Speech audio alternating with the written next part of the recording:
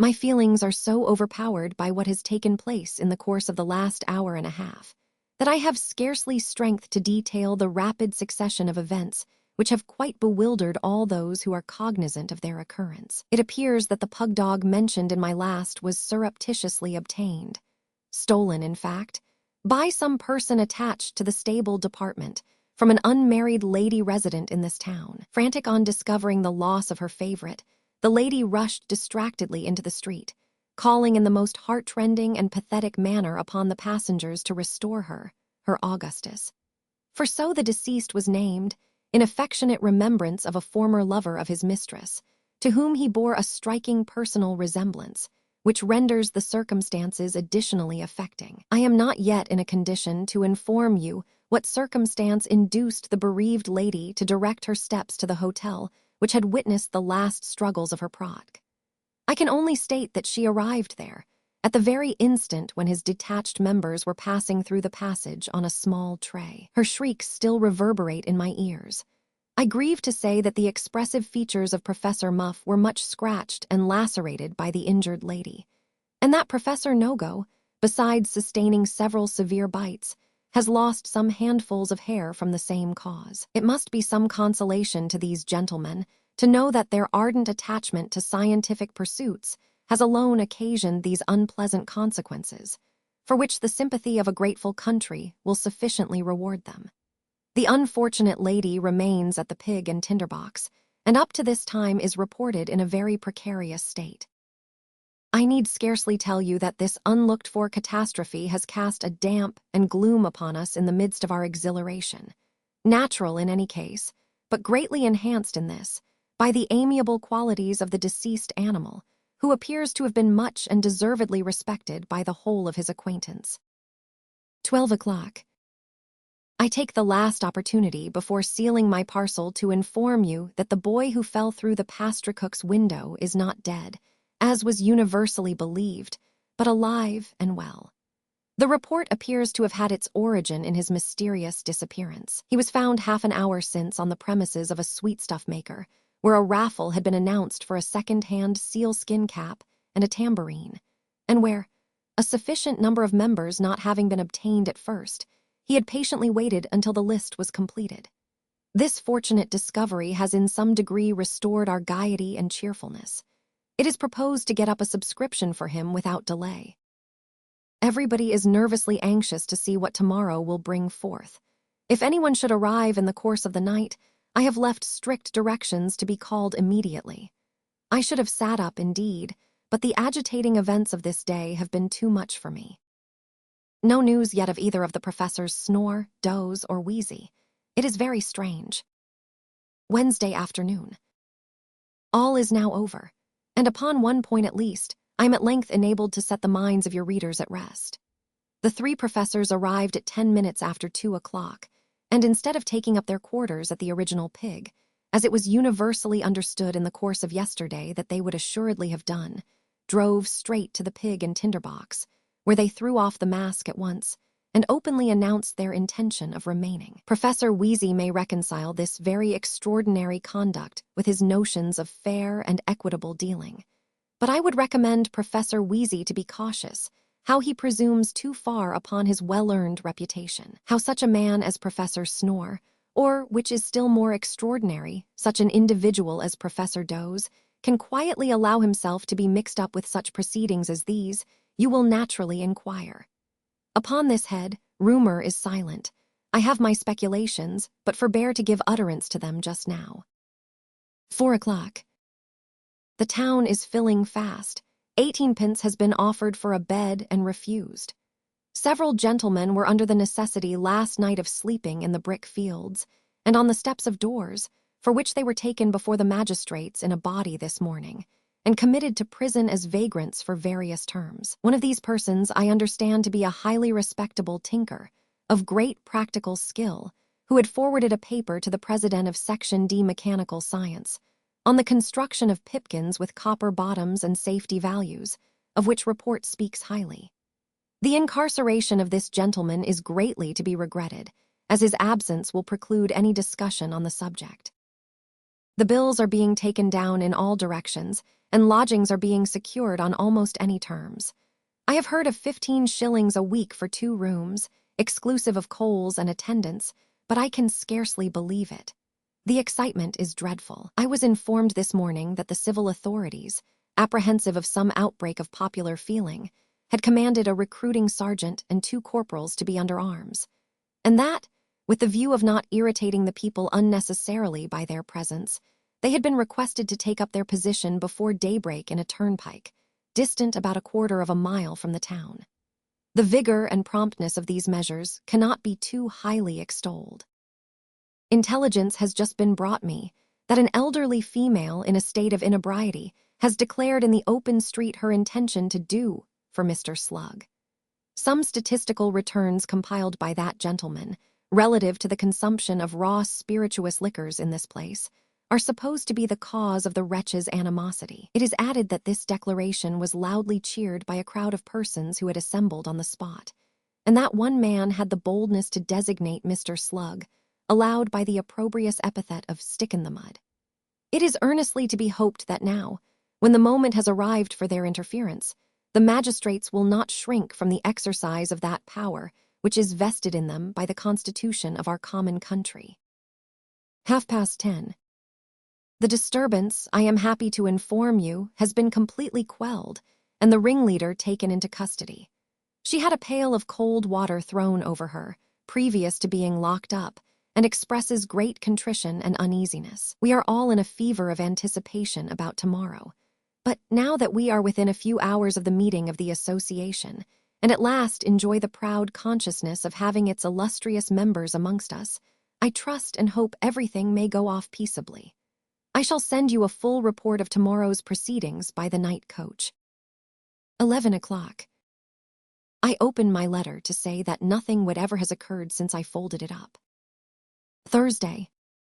The sun rose this morning at the usual hour. I did not observe anything particular in the aspect of the glorious planet, except that he appeared to me, it might have been a delusion of my heightened fancy, to shine with more than common brilliancy, and to shed a refulgent luster upon the town, such as I had never observed before. This is the more extraordinary, as the sky was perfectly cloudless, and the atmosphere peculiarly fine. At 9:30 o'clock the General Committee assembled, with the last year's president in the chair. The report of the council was read, and one passage, which stated that the council had corresponded with no less than 3,571 persons, all of whom paid their own postage, on no fewer than 7,243 topics, was received with a degree of enthusiasm which no efforts could suppress. The various committees and sections having been appointed, and the more formal business transacted, the great proceedings of the meeting commenced at 11 o'clock precisely. I had the happiness of occupying a most eligible position at that time in Section A, Zoology and Botany. Great room, pig and tinderbox. President, Professor Snore. Vice Presidents, Professors Doze and Wheezy. The scene at this moment was particularly striking. The sun streamed through the windows of the apartments and tinted the whole scene with its brilliant rays, bringing out in strong relief the noble visages of the professors and scientific gentlemen, who, some with bald heads, some with red heads, some with brown heads, some with gray heads, some with black heads, some with block heads, presented a coup d'oeil which no eyewitness will readily forget. In front of these gentlemen were papers and inkstands, and round the room, on elevated benches extending as far as the forms could reach, were assembled a brilliant concourse of those lovely and elegant women for which Mudfog is justly acknowledged to be without a rival in the whole world. The contrast between their fair faces and the dark coats and trousers of the scientific gentlemen I shall never cease to remember while memory holds her seat. Time having been allowed for a slight confusion, occasioned by the falling down of the greater part of the platforms, to subside, the president called on one of the secretaries to read a communication entitled, "Some Remarks on the Industrious Fleas, with Considerations on the Importance of Establishing Infant Schools among that numerous class of society, of directing their industry to useful and practical ends, and of applying the surplus fruits thereof towards providing for them a comfortable and respectable maintenance in their old age." The author stated that, Having long turned his attention to the moral and social condition of these interesting animals, he had been induced to visit an exhibition in Regent Street, London, commonly known by the designation of the industrious fleas. He had there seen many fleas, occupied certainly in various pursuits and avocations, but occupied, he was bound to add, in a manner which no man of well-regulated mind could fail to regard with sorrow and regret. One flea, reduced to the level of a beast of burden, was drawing about a miniature gig, containing a particularly small effigy of His Grace the Duke of Wellington, while another was staggering beneath the weight of a golden model of his great adversary Napoleon Bonaparte. Some, brought up as mountebanks and ballet dancers, were performing a figure dance, he regretted to observe. That of the fleas so employed, several were females.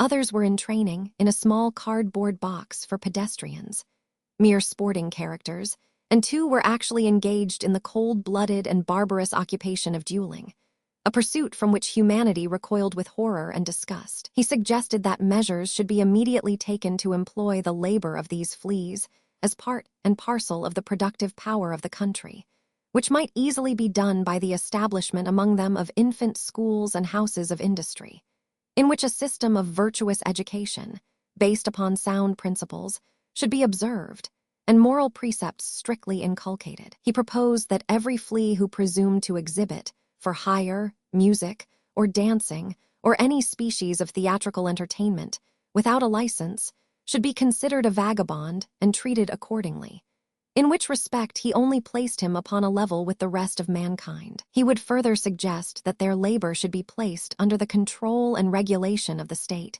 who should set apart from the profits a fund for the support of superannuated or disabled fleas, their widows and orphans. With this view, he proposed that liberal premiums should be offered for the 3 best designs for a general almshouse, from which, as insect architecture was well known to be in a very advanced and perfect state, we might possibly derive many valuable hints for the improvement of our metropolitan universities, national galleries, and other public edifices. The president wished to be informed how the ingenious gentleman proposed to open a communication with fleas generally, in the first instance, so that they might be thoroughly imbued with a sense of the advantages they must necessarily derive from changing their mode of life and applying themselves to honest labor. This appeared to him the only difficulty. The author submitted that this difficulty was easily overcome, or rather that there was no difficulty at all in the case. Obviously, the course to be pursued, if Her Majesty's government could be prevailed upon to take up the plan, would be to secure at a remunerative salary the individual to whom he had alluded as presiding over the exhibition in Regent Street at the period of his visit. That gentleman would at once be able to put himself in communication with the mass of the fleas, and to instruct them in pursuance of some general plan of education, to be sanctioned by Parliament, until such time as the more intelligent among them were advanced enough to officiate as teachers to the rest. The president and several members of the section highly complimented the author of the paper last read on his most ingenious and important treatise. It was determined that the subject should be recommended to the immediate consideration of the council. Mr. Wigsby produced a cauliflower somewhat larger than a chaise umbrella, which had been raised by no other artificial means than the simple application of highly carbonated soda water as manure. He explained that by scooping out the head, which would afford a new and delicious species of nourishment for the poor, a parachute, in principle something similar to that constructed by M. Garnerin, was at once obtained, the stalk of course being kept downwards. He added that he was perfectly willing to make a descent from a height of not less than 3 miles and a quarter, and had in fact already proposed the same to the proprietors of Vauxhall Gardens, who in the handsomest manner at once consented to his wishes, and appointed an early day next summer for the undertaking, merely stipulating that the rim of the cauliflower should be previously broken in 3 or 4 places to ensure the safety of the descent. The president congratulated the public on the grand gala in store for them, and warmly eulogized the proprietors of the establishment alluded to, for their love of science and regard for the safety of human life, both of which did them the highest honor. A member wished to know how many thousand additional lamps the royal property would be illuminated with on the night after the descent. Mr. Wigsby replied that the point was not yet finally decided, but he believed it was proposed, over and above the ordinary illuminations, to exhibit in various devices 8 millions and a half of additional lamps. The member expressed himself much gratified with this announcement.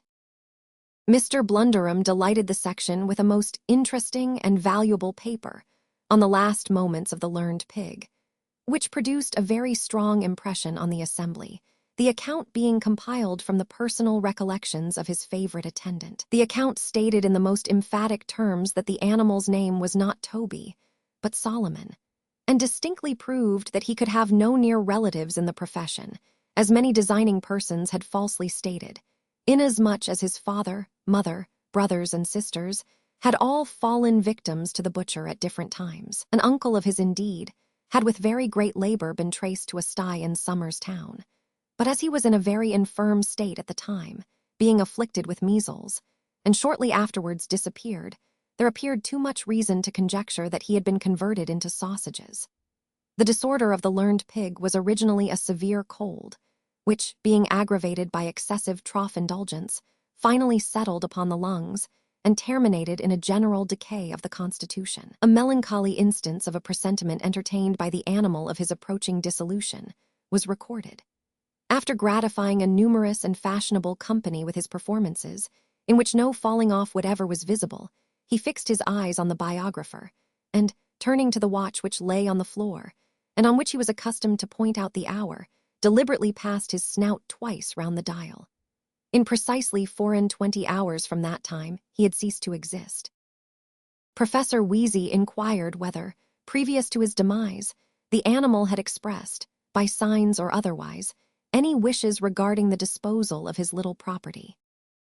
Mr. Blunderham replied that, when the biographer took up the pack of cards at the conclusion of the performance, the animal grunted several times in a significant manner, and nodding his head as he was accustomed to do, when gratified. From these gestures, it was understood that he wished the attendant to keep the cards, which he had ever since done. He had not expressed any wish relative to his watch, which had accordingly been pawned by the same individual. The president wished to know whether any member of the section had ever seen or conversed with the pig-faced lady, who was reported to have worn a black velvet mask, and to have taken her meals from a golden trough. After some hesitation, a member replied that the pig-faced lady was his mother-in-law, and that he trusted the president would not violate the sanctity of private life. The president begged pardon. He had considered the pig-faced lady a public character. Would the honorable member object to state, with a view to the advancement of science, whether she was in any way connected with the learned pig? The member replied in the same low tone that, as the question appeared to involve a suspicion that the learned pig might be his half-brother, he must decline answering it. Section B. Anatomy and Medicine. Coach house, pig and tinderbox. President, Dr. Torrell.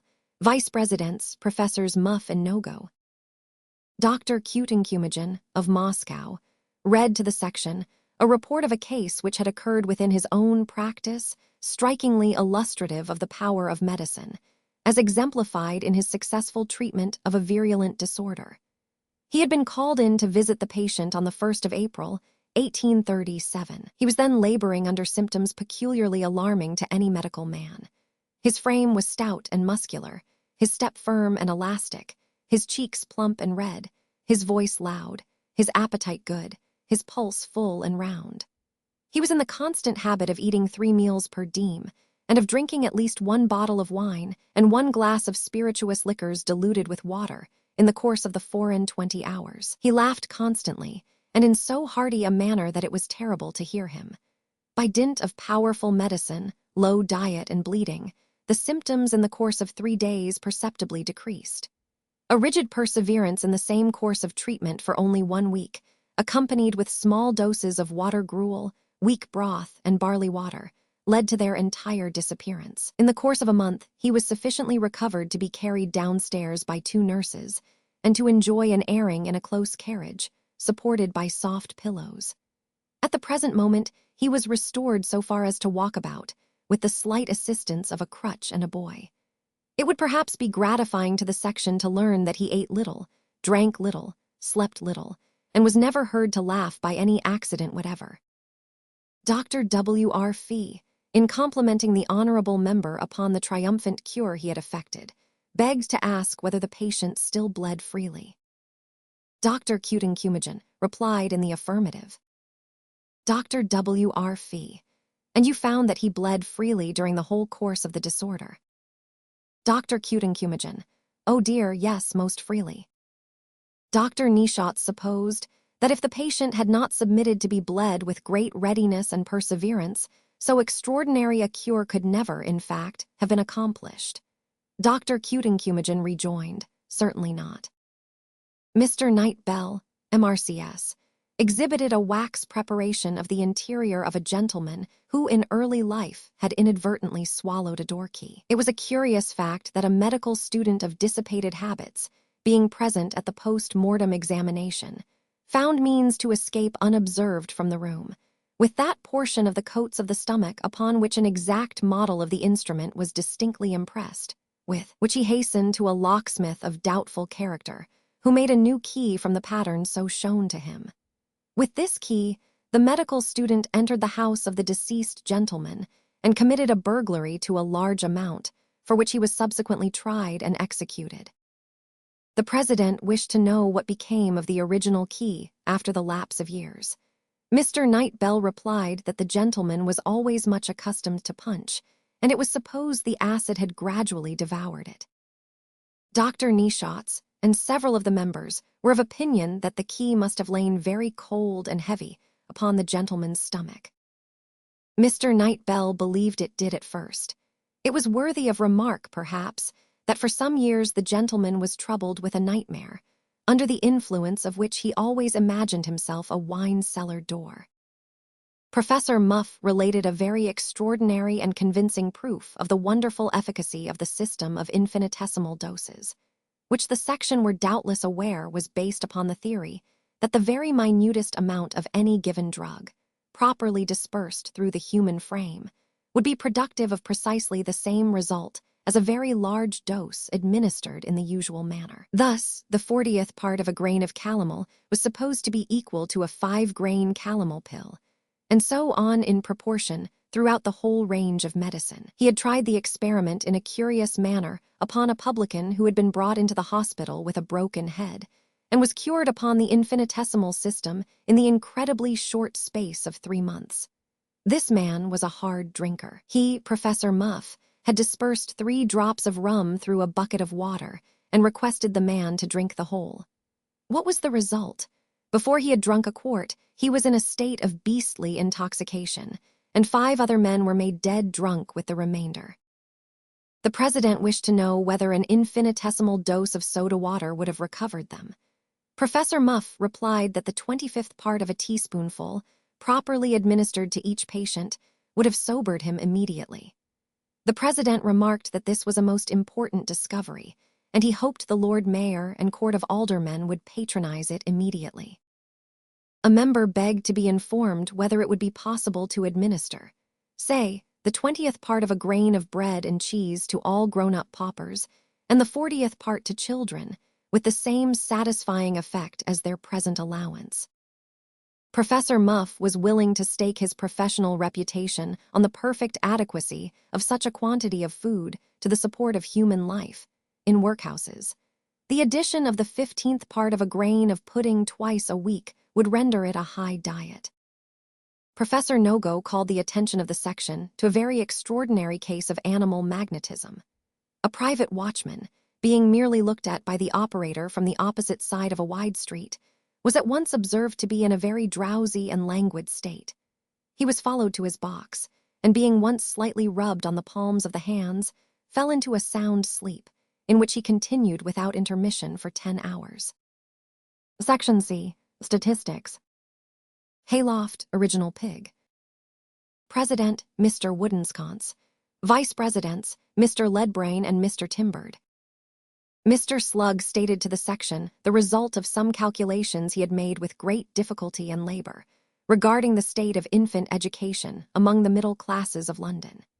He found that, Within a circle of 3 miles from the Elephant and Castle, the following were the names and numbers of children's books principally in circulation. Jack the Giant Killer, 7,943. Ditto and Beanstalk, 8,621. Ditto and 11 Brothers, 2,845.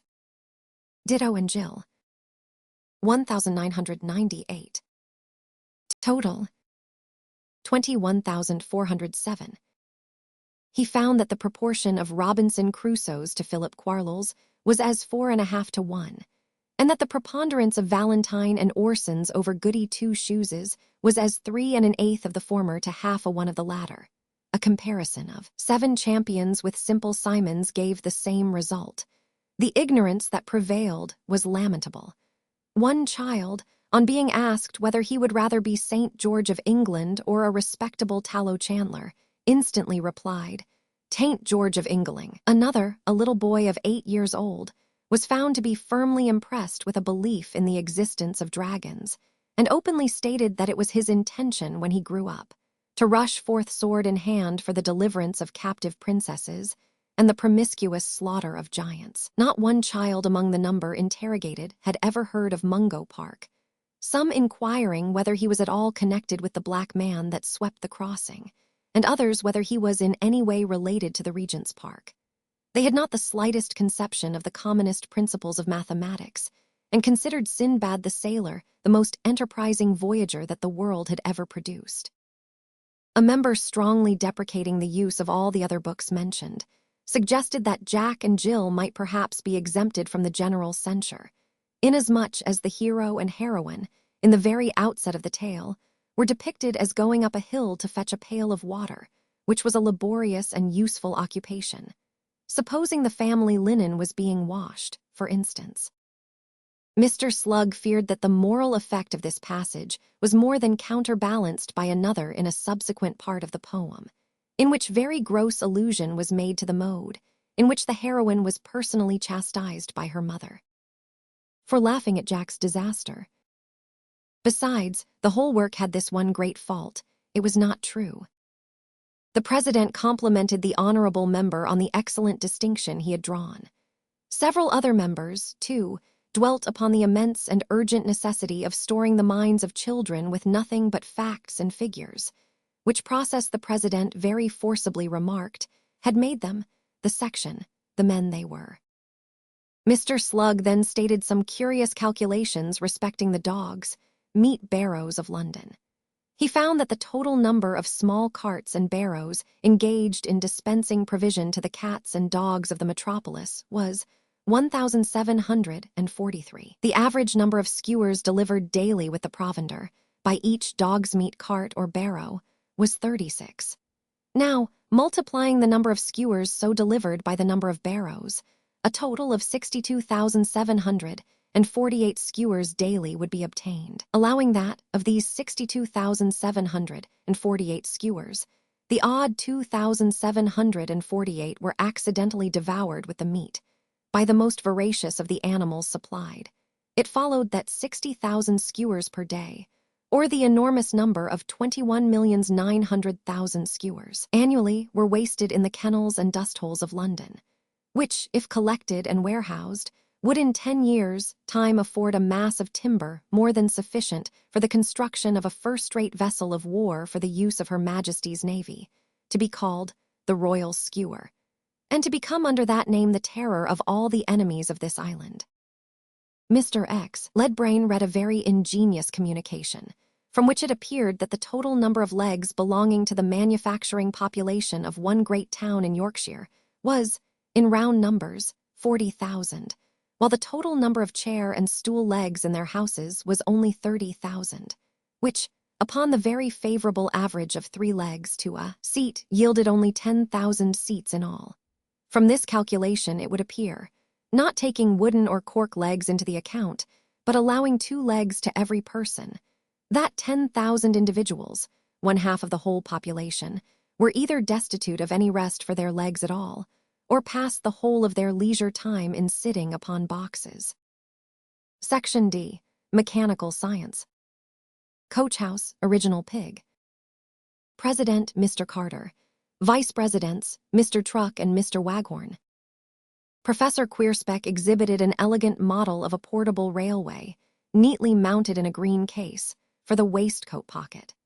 By attaching this beautiful instrument to his boots, any bank or public office clerk could transport himself from his place of residence to his place of business, at the easy rate of 65 miles an hour, which, to gentlemen of sedentary pursuits, would be an incalculable advantage.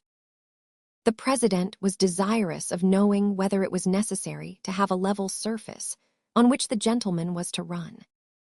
Professor Queerspeck explained that city gentlemen would run in trains, being handcuffed together to prevent confusion or unpleasantness. For instance, trains would start every morning at 8, 9, and 10 o'clock from Camden Town, Islington, Camberwell, Hackney, and various other places in which city gentlemen are accustomed to reside. It would be necessary to have a level, but he had provided for this difficulty by proposing that the best line that the circumstances would admit of should be taken through the sewers which undermine the streets of the metropolis, and which, well lighted by jets from the gas pipes which run immediately above them, would form a pleasant and commodious arcade, especially in wintertime, when the inconvenient custom of carrying umbrellas, now so general, could be wholly dispensed with. In reply to another question, Professor Queerspeck stated that no substitute for the purposes to which these arcades were at present devoted had yet occurred to him, but that he hoped no fanciful objection on this head would be allowed to interfere with so great an undertaking. Mr. Jabba produced a forcing machine on a novel plan for bringing joint-stock railway shares prematurely to a premium. The instrument was in the form of an elegant gilt weather-glass, of most dazzling appearance, and was worked behind, by strings, after the manner of a pantomime trick, the strings being always pulled by the directors of the company to which the machine belonged. The quicksilver was so ingeniously placed that when the acting directors held shares in their pockets, figures denoting very small expenses and very large returns appeared upon the glass. But the moment the directors parted with these pieces of paper, the estimate of needful expenditure suddenly increased itself to an immense extent, while the statements of certain profits became reduced in the same proportion. Mr. Jabba stated that the machine had been in constant requisition for some months past, and he had never once known it to fail. A member expressed his opinion that it was extremely neat and pretty. He wished to know whether it was not liable to accidental derangement. Mr. Jabba said that the whole machine was undoubtedly liable to be blown up, but that was the only objection to it. Professor Nogo arrived from the anatomical section to exhibit a model of a safety fire escape, which could be fixed at any time, in less than half an hour, and by means of which the youngest or most infirm persons, successfully resisting the progress of the flames until it was quite ready, could be preserved if they merely balanced themselves for a few minutes on the sill of their bedroom window and got into the escape without falling into the street.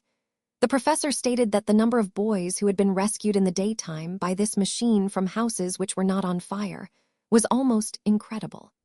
Not a conflagration had occurred in the whole of London for many months past to which the escape had not been carried on the very next day and put in action before a concourse of persons. The president inquired whether there was not some difficulty in ascertaining which was the top of the machine, and which the bottom, in cases of pressing emergency.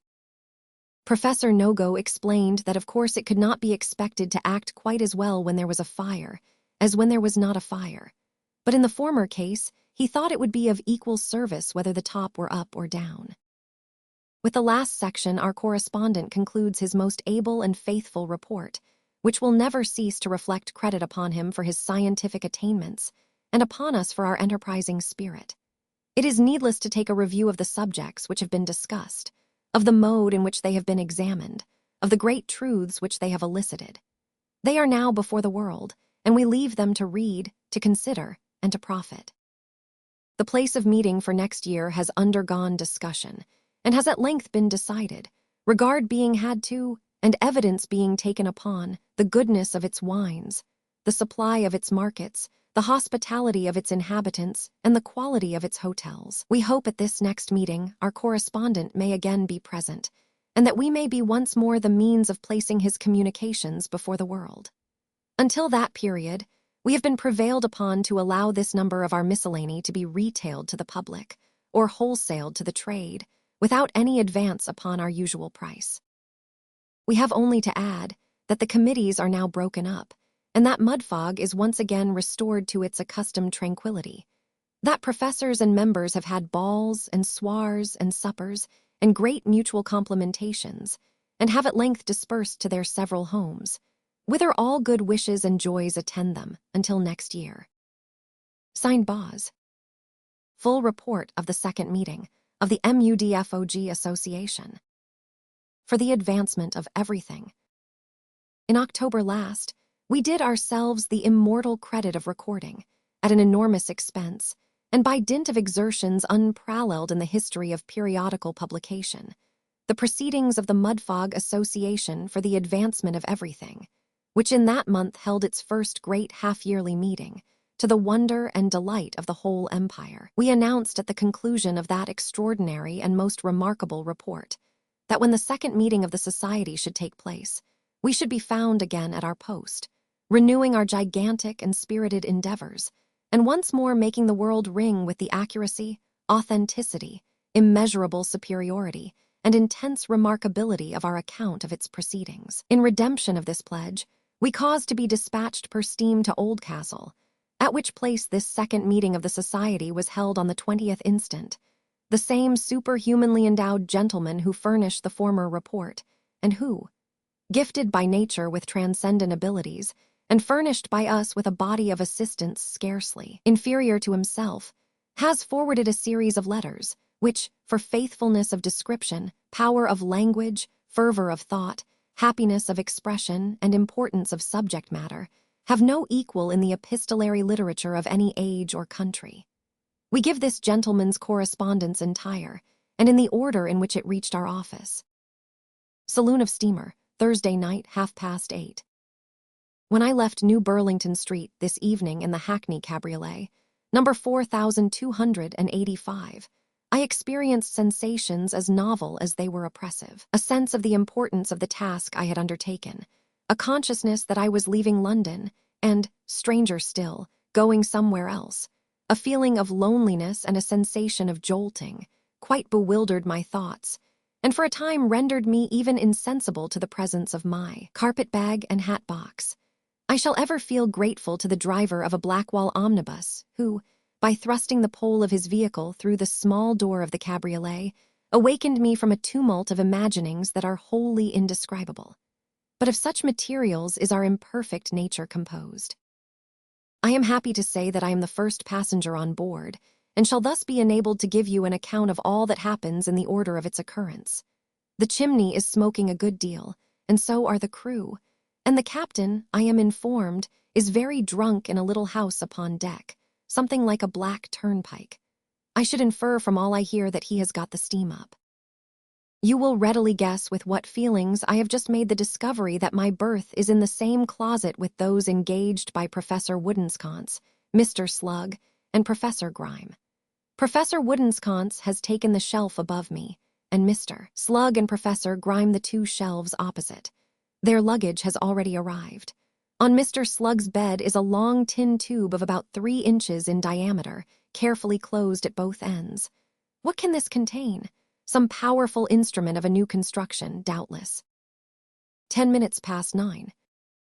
Nobody has yet arrived, nor has anything fresh come in my way except several joints of beef and mutton, from which I conclude that a good plain dinner has been provided for tomorrow. There is a singular smell below, which gave me some uneasiness at first, but as the steward says it is always there and never goes away, I am quite comfortable again. I learn from this man that the different sections will be distributed at the Black Boy and Stomachache, and the Boot Jack and Countenance. If this intelligence be true, and I have no reason to doubt it, your readers will draw such conclusions as their different opinions may suggest. I write down these remarks as they occur to me, or as the facts come to my knowledge, in order that my first impressions may lose nothing of their original vividness. I shall dispatch them in small packets as opportunities arise. 9:30. Some dark object has just appeared upon the wharf, I think it is a traveling carriage. 9:45. No, it is 10:30. The passengers are pouring in every instant. 4 omnibuses full have just arrived upon the wharf, and all is bustle and activity. The noise and confusion are very great. Cloths are laid in the cabins, and the steward is placing blue plates, full of knobs of cheese at equal distances down the center of the tables. He drops a great many knobs, but being used to it, picks them up again with great dexterity, and after wiping them on his sleeve, throws them back into the plates. He is a young man of exceedingly prepossessing appearance, either dirty or a mulatto, but I think the former.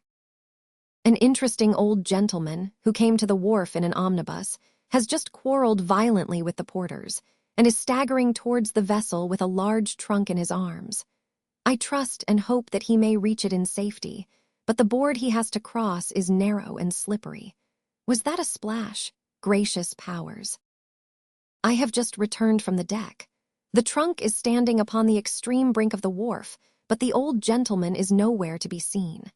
The watchman is not sure whether he went down or not, but promises to drag for him the first thing tomorrow morning. May his humane efforts prove successful. Professor Nogo has this moment arrived with his nightcap on under his hat. He has ordered a glass of cold brandy and water, with a hard biscuit and a basin, and has gone straight to bed. What can this mean? The 3 other scientific gentlemen to whom I have already alluded have come on board, and have all tried their beds, with the exception of Professor Woodensconce, who sleeps in one of the top ones and can't get into it. Mr. Slug, who sleeps in the other top one, is unable to get out of his, and is to have his supper handed up by a boy. I have had the honor to introduce myself to these gentlemen, and we have amicably arranged the order in which we shall retire to rest, which it is necessary to agree upon, because, although the cabin is very comfortable, there is not room for more than one gentleman to be out of bed at a time, and even he must take his boots off in the passage. As I anticipated, the knobs of cheese were provided for the passengers' supper, and are now in course of consumption. Your readers will be surprised to hear that Professor Woodensconce has abstained from cheese for 8 years, although he takes butter in considerable quantities. Professor Grime, having lost several teeth, is unable, I observe, to eat his crusts without previously soaking them in his bottled porter. How interesting are these peculiarities. 11:30. Professors Woodensconce and Grime, with a degree of good humor that delights us all, have just arranged to toss for a bottle of mulled port. There has been some discussion whether the payment should be decided by the first toss or the best out of 3. Eventually, the latter course has been determined on. Deeply do I wish that both gentlemen could win, but that being impossible, I own that my personal aspirations, I speak as an individual, and do not compromise either you or your readers by this expression of feeling, are with Professor Woodensconce. I have backed that gentleman to the amount of 18p. 12:20. Professor Grime has inadvertently tossed his half-crown out of one of the cabin windows, and it has been arranged that the steward shall toss for him. Bets are offered on any side to any amount, but there are no takers. Professor Woodensconce has just called woman, but the coin, having lodged in a beam, is a long time coming down again. The interest and suspense of this one moment are beyond anything that can be imagined. 12 o'clock. The mulled port is smoking on the table before me, and Professor Grime has won. Tossing is a game of chance, but on every ground, whether of public or private character, intellectual endowments, or scientific attainments, I cannot help expressing my opinion that Professor Woodensconce ought to have come off victorious. There is an exultation about Professor Grime incompatible, I fear, with true greatness. 12:15. Professor Grime continues to exult, and to boast of his victory in no very measured terms, observing that he always does win, and that he knew it would be ahead beforehand, with many other remarks of a similar nature. Surely this gentleman is not so lost to every feeling of decency and propriety as not to feel and know the superiority of Professor Woodensconce. Is Professor Grime insane? Or does he wish to be reminded in plain language of his true position in society and the precise level of his acquirements and abilities? Professor Grime will do well to look to this. 1 o'clock. I am writing in bed. The small cabin is illuminated by the feeble light of a flickering lamp suspended from the ceiling. Professor Grime is lying on the opposite shelf on the broad of his back, with his mouth wide open.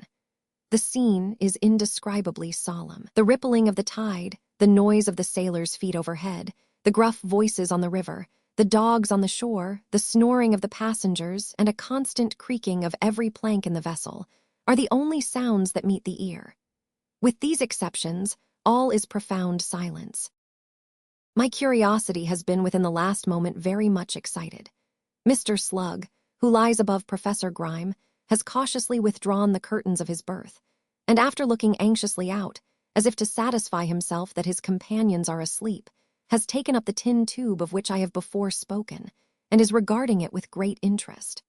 What rare mechanical combination can be contained in that mysterious case?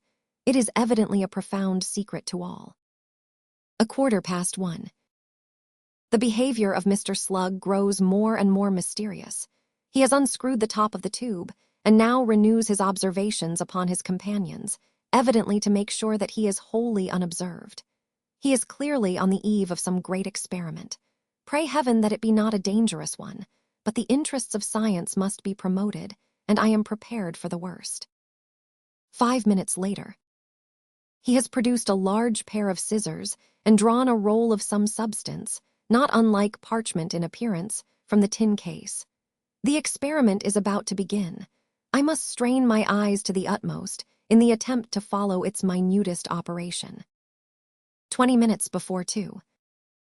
I have at length been enabled to ascertain that the tin tube contains a few yards of some celebrated plaster, recommended, as I discover on regarding the label attentively through my eyeglass, as a preservative against seasickness.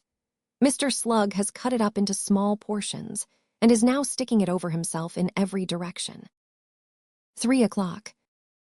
Precisely a quarter of an hour ago we weighed anchor, and the machinery was suddenly put in motion with a noise so appalling that Professor Woodensconce, who had ascended to his berth by means of a platform of carpet-bags arranged by himself on geometrical principles, darted from his shelf head foremost, and, gaining his feet with all the rapidity of extreme terror, ran wildly into the ladies' cabin, under the impression that we were sinking, and uttering loud cries for aid. I am assured that the scene which ensued baffles all description. There were 147 ladies in their respective berths at the time. Mr. Slug has remarked, as an additional instance of the extreme ingenuity of the steam engine as applied to purposes of navigation, that in whatever part of the vessel a passenger's berth may be situated, the machinery always appears to be exactly under his pillow. He intends stating this very beautiful, though simple discovery, to the association. 10:30. We are still in smooth water, that is to say, in as smooth water as a steam vessel ever can be, for, as Professor Woodensconce, who has just woke up, learnedly remarks, another great point of ingenuity about a steamer is that it always carries a little storm with it. You can scarcely conceive how exciting the jerking pulsation of the ship becomes. It is a matter of positive difficulty to get to sleep. Friday afternoon, 6 o'clock. I regret to inform you that Mr. Slug's plaster has proved of no avail. He is in great agony, but has applied several large, additional pieces notwithstanding. How affecting is this extreme devotion to science and pursuit of knowledge under the most trying circumstances. We were extremely happy this morning, and the breakfast was one of the most animated description.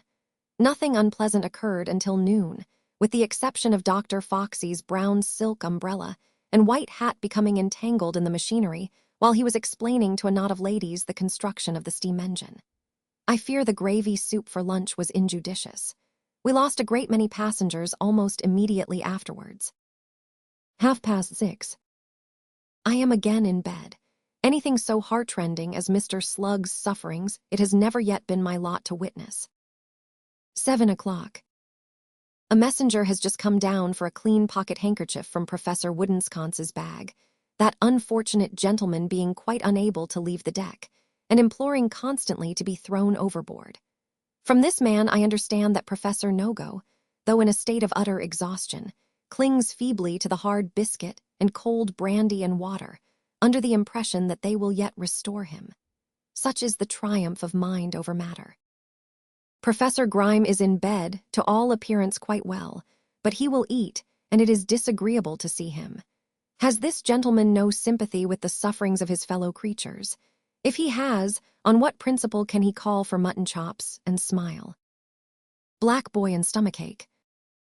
Oldcastle, Saturday noon. You will be happy to learn that I have at length arrived here in safety. The town is excessively crowded, and all the private lodgings and hotels are filled with savans of both sexes.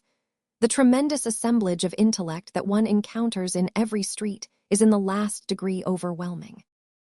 Notwithstanding the throng of people here, I have been fortunate enough to meet with very comfortable accommodation on very reasonable terms, having secured a sofa in the first-floor passage at 1 guinea per night, which includes permission to take my meals in the bar, on condition that I walk about the streets at all other times, to make room for other gentlemen similarly situated. I have been over the outhouses intended to be devoted to the reception of the various sections, both here and at the Boot Jack and Countenance, and am much delighted with the arrangements.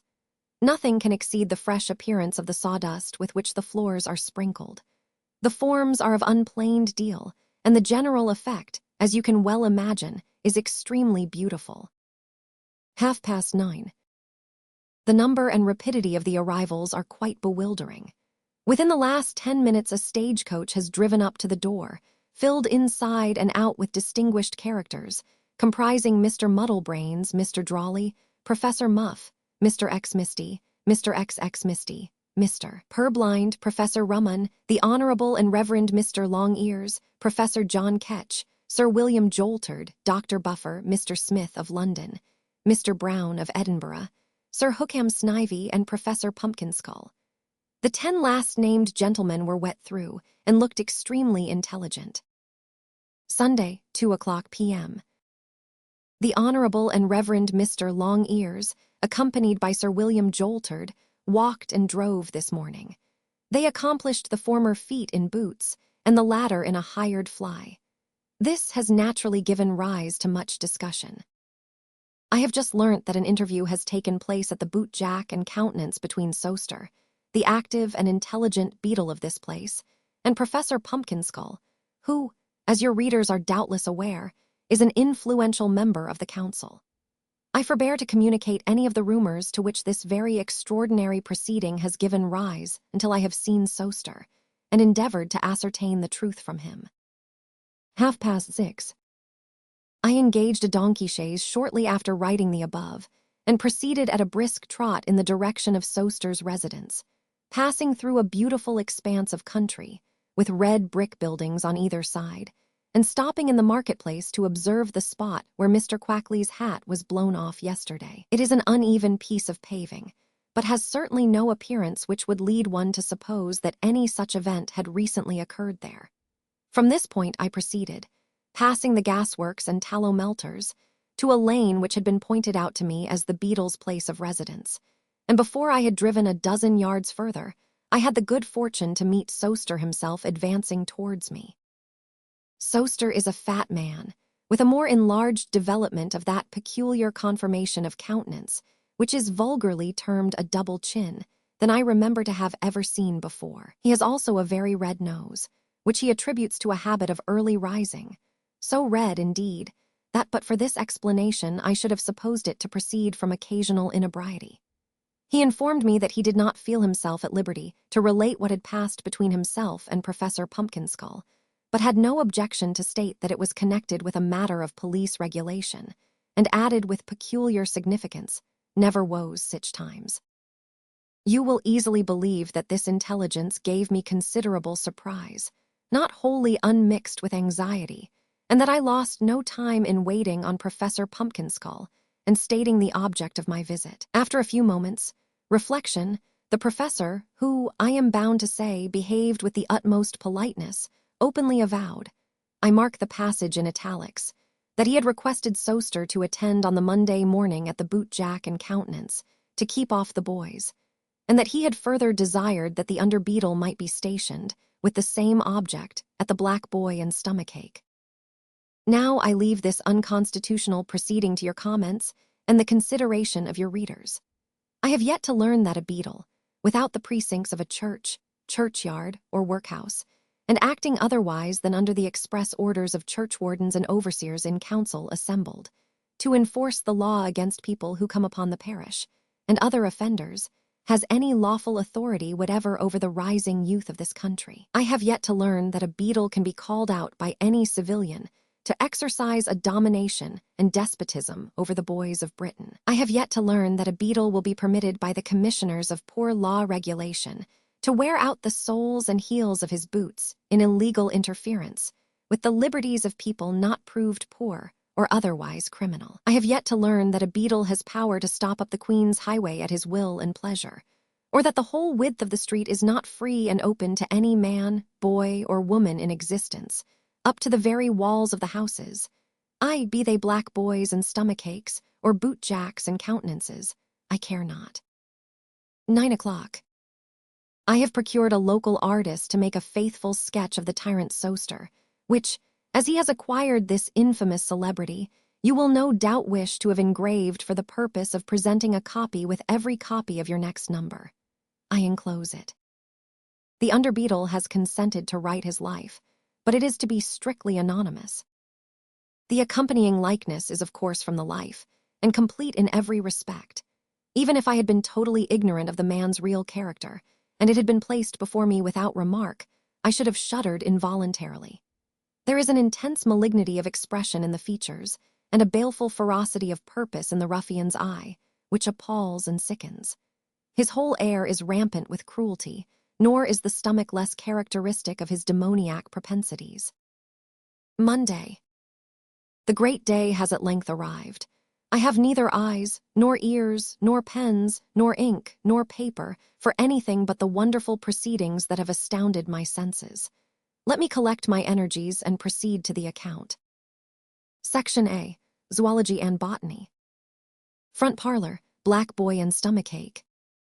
President, Sir William Jolterd. Vice Presidents, Mr. Muddlebrains and Mr. Drawley. Mr. XX Misty communicated some remarks on the disappearance of dancing bears from the streets of London, with observations on the exhibition of monkeys as connected with barrel organs. The writer had observed, with feelings of the utmost pain and regret, that some years ago a sudden and unaccountable change in the public taste took place with reference to itinerant bears, who, being discountenanced by the populace, gradually fell off one by one from the streets of the metropolis, until not one remained to create a taste for natural history in the breasts of the poor and uninstructed. One bear, indeed, a brown and ragged animal, had lingered about the haunts of his former triumphs, with a worn and dejected visage and feeble limbs, and had essayed to wield his quarterstaff for the amusement of the multitude. But hunger, and an utter want of any due recompense for his abilities, had at length driven him from the field, and it was only too probable that he had fallen a sacrifice to the rising taste for grease. He regretted to add that a similar, and no less lamentable, change had taken place with reference to monkeys. These delightful animals had formerly been almost as plentiful as the organs on the tops of which they were accustomed to sit. The proportion in the year 1829, it appeared by the parliamentary return, being as 1 monkey to 3 organs. Owing, however, to an altered taste in musical instruments, and the substitution, in a great measure, of narrow boxes of music for organs, which left the monkeys nothing to sit upon, this source of public amusement was wholly dried up, considering it a matter of the deepest importance, in connection with national education, that the people should not lose such opportunities of making themselves acquainted with the manners and customs of 2 most interesting species of animals. The author submitted that some measures should be immediately taken for the restoration of these pleasing and truly intellectual amusements. The President inquired by what means the honorable member proposed to attain this most desirable end. The author submitted that it could be most fully and satisfactorily accomplished if Her Majesty's government would cause to be brought over to England and maintained at the public expense, and for the public amusement, such a number of bears as would enable every quarter of the town to be visited, say at least by 3 bears a week. No difficulty whatever need be experienced in providing a fitting place for the reception of these animals, as a commodious bear garden could be erected in the immediate neighborhood of both houses of Parliament, obviously the most proper and eligible spot for such an establishment. Professor Mull doubted very much whether any correct ideas of natural history were propagated by the means to which the honorable member had so ably adverted.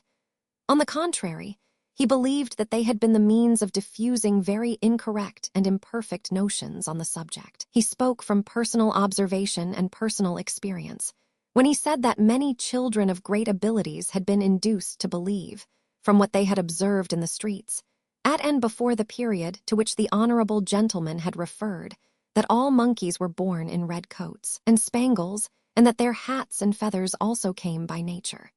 He wished to know distinctly whether the honorable gentleman attributed the want of encouragement the bears had met with to the decline of public taste in that respect, or to a want of ability on the part of the bears themselves. Mr. XX Misty replied that he could not bring himself to believe, but that there must be a great deal of floating talent among the bears and monkeys generally, which, in the absence of any proper encouragement, was dispersed in other directions. Professor Pumpkinskull wished to take that opportunity of calling the attention of the section to a most important and serious point. The author of the treatise just read had alluded to the prevalent taste for bear's grease as a means of promoting the growth of hair, which undoubtedly was diffused to a very great, and, as it appeared to him, very alarming extent. No gentleman attending that section could fail to be aware of the fact that the youth of the present age evinced, by their behavior in the streets, and at all places of public resort, a considerable lack of that gallantry and gentlemanly feeling which, in more ignorant times, had been thought becoming. He wished to know whether it were possible that a constant outward application of bear's grease by the young gentlemen about town had imperceptibly infused into those unhappy persons something of the nature and quality of the bear. He shuddered as he threw out the remark, but if this theory, on inquiry, should prove to be well-founded, it would at once explain a great deal of unpleasant eccentricity of behavior, which, without some such discovery, was wholly unaccountable. The president highly complimented the learned gentleman on his most valuable suggestion, which produced the greatest effect upon the assembly, and remarked that only a week previous he had seen some young gentleman at a theater eyeing a box of ladies with a fierce intensity, which nothing but the influence of some brutish appetite could possibly explain. It was dreadful to reflect that our youth were so rapidly verging into a generation of bears. After a scene of scientific enthusiasm, it was resolved that this important question should be immediately submitted to the consideration of the council. The president wished to know whether any gentleman could inform the section what had become of the dancing dogs. A member replied, after some hesitation, that on the day after 3 glee singers had been committed to prison as criminals by a late most zealous police magistrate of the metropolis, the dogs had abandoned their professional duties and dispersed themselves in different quarters of the town to gain a livelihood by less dangerous means. He was given to understand that since that period they had supported themselves by lying in wait for and robbing blind men's poodles. Mr. Flummery exhibited a twig, claiming to be a veritable branch of that noble tree known to naturalists as the Shakespeare, which has taken root in every land and climate, and gathered under the shade of its broad green boughs the great family of mankind. The learned gentleman remarked that the twig had been undoubtedly called by other names in its time, but that it had been pointed out to him by an old lady in Warwickshire, where the great tree had grown, as a shoot of the genuine Shakespeare, by which name he begged to introduce it to his countrymen. The president wished to know what botanical definition the honorable gentleman could afford of the curiosity. Mr. Flummery expressed his opinion that it was a decided plant. Section B. Display of models and mechanical science. Large room, bootjack and countenance. President Mr. Mallet, Vice Presidents Messrs. Lever and Screw. Mr. Crinkles exhibited a most beautiful and delicate machine, of little larger size than an ordinary snuff-box, manufactured entirely by himself, and composed exclusively of steel, by the aid of which more pockets could be picked in 1 hour than by the present slow and tedious process in 4 and 20. The inventor remarked that it had been put into active operation in Fleet Street, the Strand, and other thoroughfares, and had never been once known to fail. After some slight delay, occasioned by the various members of the section buttoning their pockets, the president narrowly inspected the invention and declared that he had never seen a machine of more beautiful or exquisite construction. Would the inventor be good enough to inform the section whether he had taken any, and what means for bringing it into general operation? Mr. Crinkles stated that, after encountering some preliminary difficulties, he had succeeded in putting himself in communication with Mr. Fogle Hunter and other gentlemen connected with the swell mob, who had awarded the invention the very highest and most unqualified approbation. He regretted to say, however, that these distinguished practitioners, in common with a gentleman of the name of Gimlet-eyed Tommy, and other members of a secondary grade of the profession whom he was understood to represent, entertained an insuperable objection to its being brought into general use, on the ground that it would have the inevitable effect of almost entirely superseding manual labor and throwing a great number of highly deserving persons out of employment. The president hoped that no such fanciful objections would be allowed to stand in the way of such a great public improvement. Mr. Crinkles hoped so too, but he feared that if the gentlemen of the swell mob persevered in their objection, nothing could be done. Professor Grimes suggested that surely, in that case, Her Majesty's government might be prevailed upon to take it up. Mr. Crinkles said that if the objection were found to be insuperable, he should apply to Parliament, which he thought could not fail to recognize the utility of the invention. The president observed that, up to this time, Parliament had certainly got on very well without it, but, as they did their business on a very large scale, he had no doubt they would gladly adopt the improvement. His only fear was that the machine might be worn out by constant working. Mr. Coppernose called the attention of the section to a proposition of great magnitude and interest, illustrated by a vast number of models, and stated with much clearness and perspicuity in a treatise entitled Practical Suggestions on the Necessity of Providing Some Harmless and Wholesome Relaxation for the Young Noblemen of England. His proposition was that a space of ground of not less than 10 miles in length and 4 in breadth should be purchased by a new company, to be incorporated by Act of Parliament, and enclosed by a brick wall of not less than 12 feet in height. He proposed that it should be laid out with highway roads, turnpikes, bridges, miniature villages, and every object that could conduce to the comfort and glory of four-in-hand clubs, so that they might be fairly presumed to require no drive beyond it. This delightful retreat would be fitted up with most commodious and extensive stables, for the convenience of such of the nobility and gentry as had a taste for ostlering, and with houses of entertainment furnished in the most expensive and handsome style. It would be further provided with whole streets of door-knockers and bell-handles of extra size, so constructed that they could be easily wrenched off at night, and regularly screwed on again, by attendants provided for the purpose, every day. There would also be gas lamps of real glass, which could be broken at a comparatively small expense per dozen, and a broad and handsome foot pavement for gentlemen to drive their cabriolets upon when they were humorously disposed, for the full enjoyment of which feat live pedestrians would be procured from the workhouse at a very small charge per head. The place being enclosed and carefully screened from the intrusion of the public, there would be no objection to gentlemen laying aside any article of their costume that was considered to interfere with a pleasant frolic, or, indeed, to their walking about without any costume at all, if they liked that better. In short, every facility of enjoyment would be afforded that the most gentlemanly person could possibly desire. But as even these advantages would be incomplete, unless there were some means provided of enabling the nobility and gentry to display their prowess when they sallied forth after dinner, and as some inconvenience might be experienced in the event of their being reduced to the necessity of pummeled each other, the inventor had turned his attention to the construction of an entirely new police force, composed exclusively of automaton figures, which, with the assistance of the ingenious Signor Gagliardi of Windmill Street in the Haymarket, he had succeeded in making with such nicety that a policeman, cab driver, or old woman made upon the principle of the models exhibited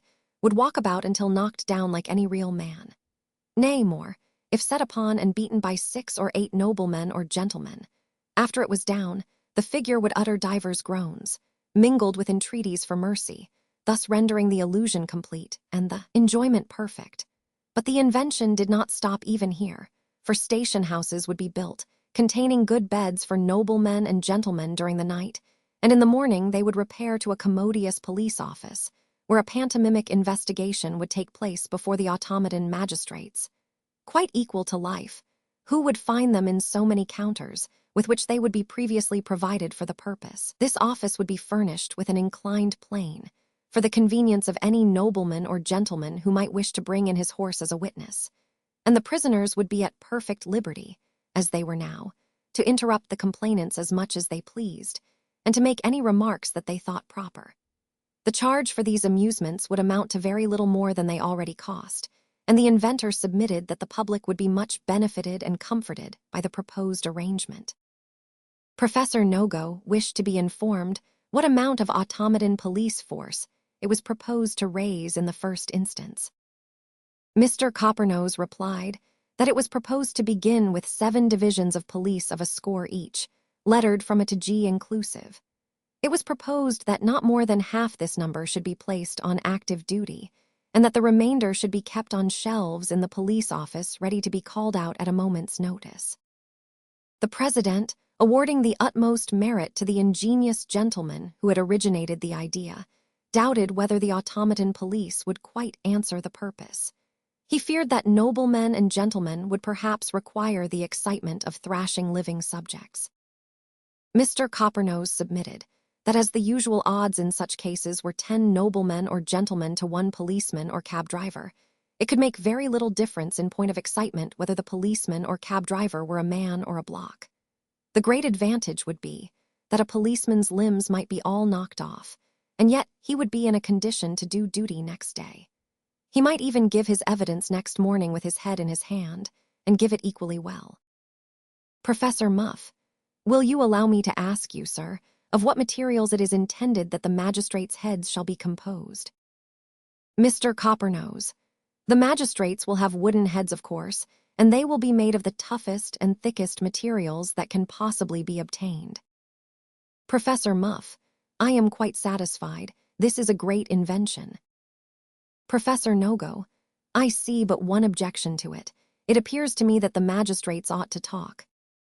Mr. Coppernose no sooner heard this suggestion than he touched a small spring in each of the 2 models of magistrates which were placed upon the table.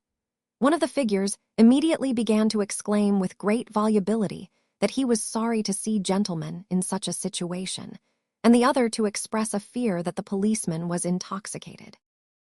The section, as with one accord, declared with a shout of applause that the invention was complete, and the president, much excited, retired with Mr. Coppernose to lay it before the council. On his return, Mr. Tickle displayed his newly invented spectacles, which enabled the wearer to discern, in very bright colors, objects at a great distance, and rendered him wholly blind to those immediately before him. It was, he said, a most valuable and useful invention, based strictly upon the principle of the human eye. The president required some information upon this point. He had yet to learn that the human eye was remarkable for the peculiarities of which the honorable gentleman had spoken. Mr. Tickle was rather astonished to hear this, when the president could not fail to be aware that a large number of most excellent persons and great statesmen could see, with the naked eye, most marvelous horrors on West India plantations, while they could discern nothing whatever in the interior of Manchester cotton mills. He must know, too, with what quickness of perception most people could discover their neighbors' faults, and how very blind they were to their own. If the president differed from the great majority of men in this respect, his eye was a defective one, and it was to assist his vision that these glasses were made. Mr. Blank exhibited a model of a fashionable annual, composed of copper plates, gold leaf, and silk boards, and worked entirely by milk and water. Mr. Prosy, after examining the machine, declared it to be so ingeniously composed that he was wholly unable to discover how it went on at all. Mr. Blank, nobody can, and that is the beauty of it. Section C, Anatomy and Medicine. Bar room, black boy and stomachache. President Dr. Somup, Vice Presidents Messrs. Pessell and Mordair. Dr. Grummage stated to the section a most interesting case of monomania and described the course of treatment he had pursued with perfect success. The patient was a married lady in the middle rank of life, who, having seen another lady at an evening party in a full suit of pearls, was suddenly seized with a desire to possess a similar equipment, although her husband's finances were by no means equal to the necessary outlay. Finding her wish ungratified, she fell sick, and the symptoms soon became so alarming that he, Dr. Grummage, was called in. At this period, the prominent tokens of the disorder were sullenness, a total indisposition to perform domestic duties, great peevishness, and extreme languor, except when pearls were mentioned, at which times the pulse quickened, the eyes grew brighter, the pupils dilated, and the patient, after various incoherent exclamations, burst into a passion of tears, and exclaimed that nobody cared for her, and that she wished herself dead. Finding that the patient's appetite was affected in the presence of company, he began by ordering a total abstinence from all stimulants, and forbidding any sustenance but weak gruel. He then took 20 ounces of blood, applied a blister under each ear, one upon the chest, and another on the back, having done which and administered 5 grains of calomel, he left the patient to her repose. The next day she was somewhat low, but decidedly better, and all appearances of irritation were removed.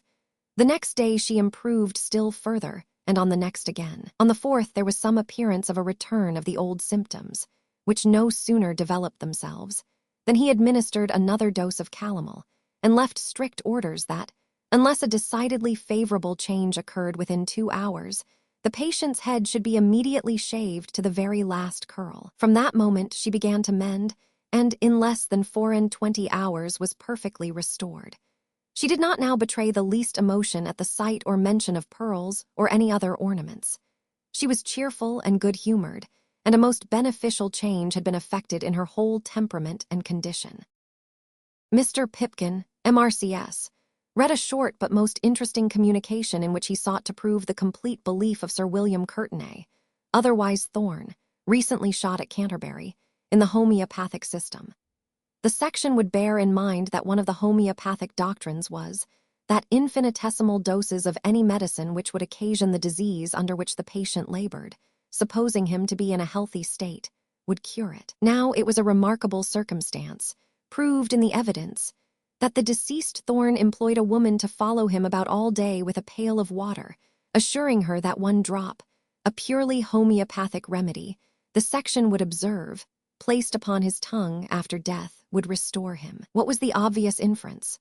That Thorne, who was marching and countermarching in osier beds and other swampy places, was impressed with a presentiment that he should be drowned, in which case, had his instructions been complied with, he could not fail to have been brought to life again instantly by his own prescription. As it was, if this woman, or any other person, had administered an infinitesimal dose of lead and gunpowder immediately after he fell, he would have recovered forthwith. But unhappily, the woman concerned did not possess the power of reasoning by analogy or carrying out a principle, and thus the unfortunate gentleman had been sacrificed to the ignorance of the peasantry. Section D. Statistics. Outhouse, black boy and stomachache. President, Mr. Slug. Vice Presidents, Messrs. Noakes and Styles.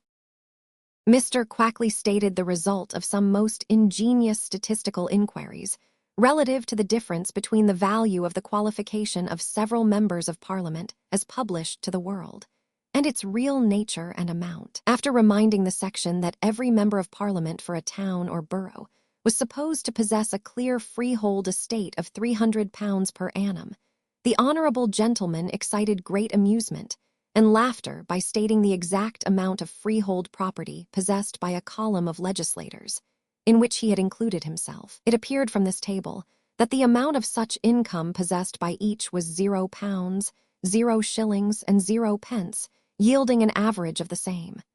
Great laughter. It was pretty well known that there were accommodating gentlemen in the habit of furnishing new members with temporary qualifications, to the ownership of which they swore solemnly, of course, as a mere matter of form. He argued from these data that it was wholly unnecessary for members of Parliament to possess any property at all, especially as when they had none the public could get them so much cheaper. Supplementary section, E. Umbugology and DITCHWETRISICS. President Mr. Grubb. Vice Presidents Messrs. Dull and Dummy.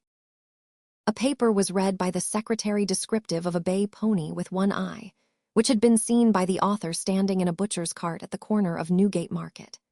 The communication described the author of the paper as having, in the prosecution of a mercantile pursuit, betaken himself one Saturday morning last summer from Somers Town to Cheapside, in the course of which expedition he had beheld the extraordinary appearance above described. The pony had one distinct eye, and it had been pointed out to him by his friend Captain Blunderbore of the Horse Marines, who assisted the author in his search, that whenever he winked this eye he whisked his tail, possibly to drive the flies off, but that he always winked and whisked at the same time.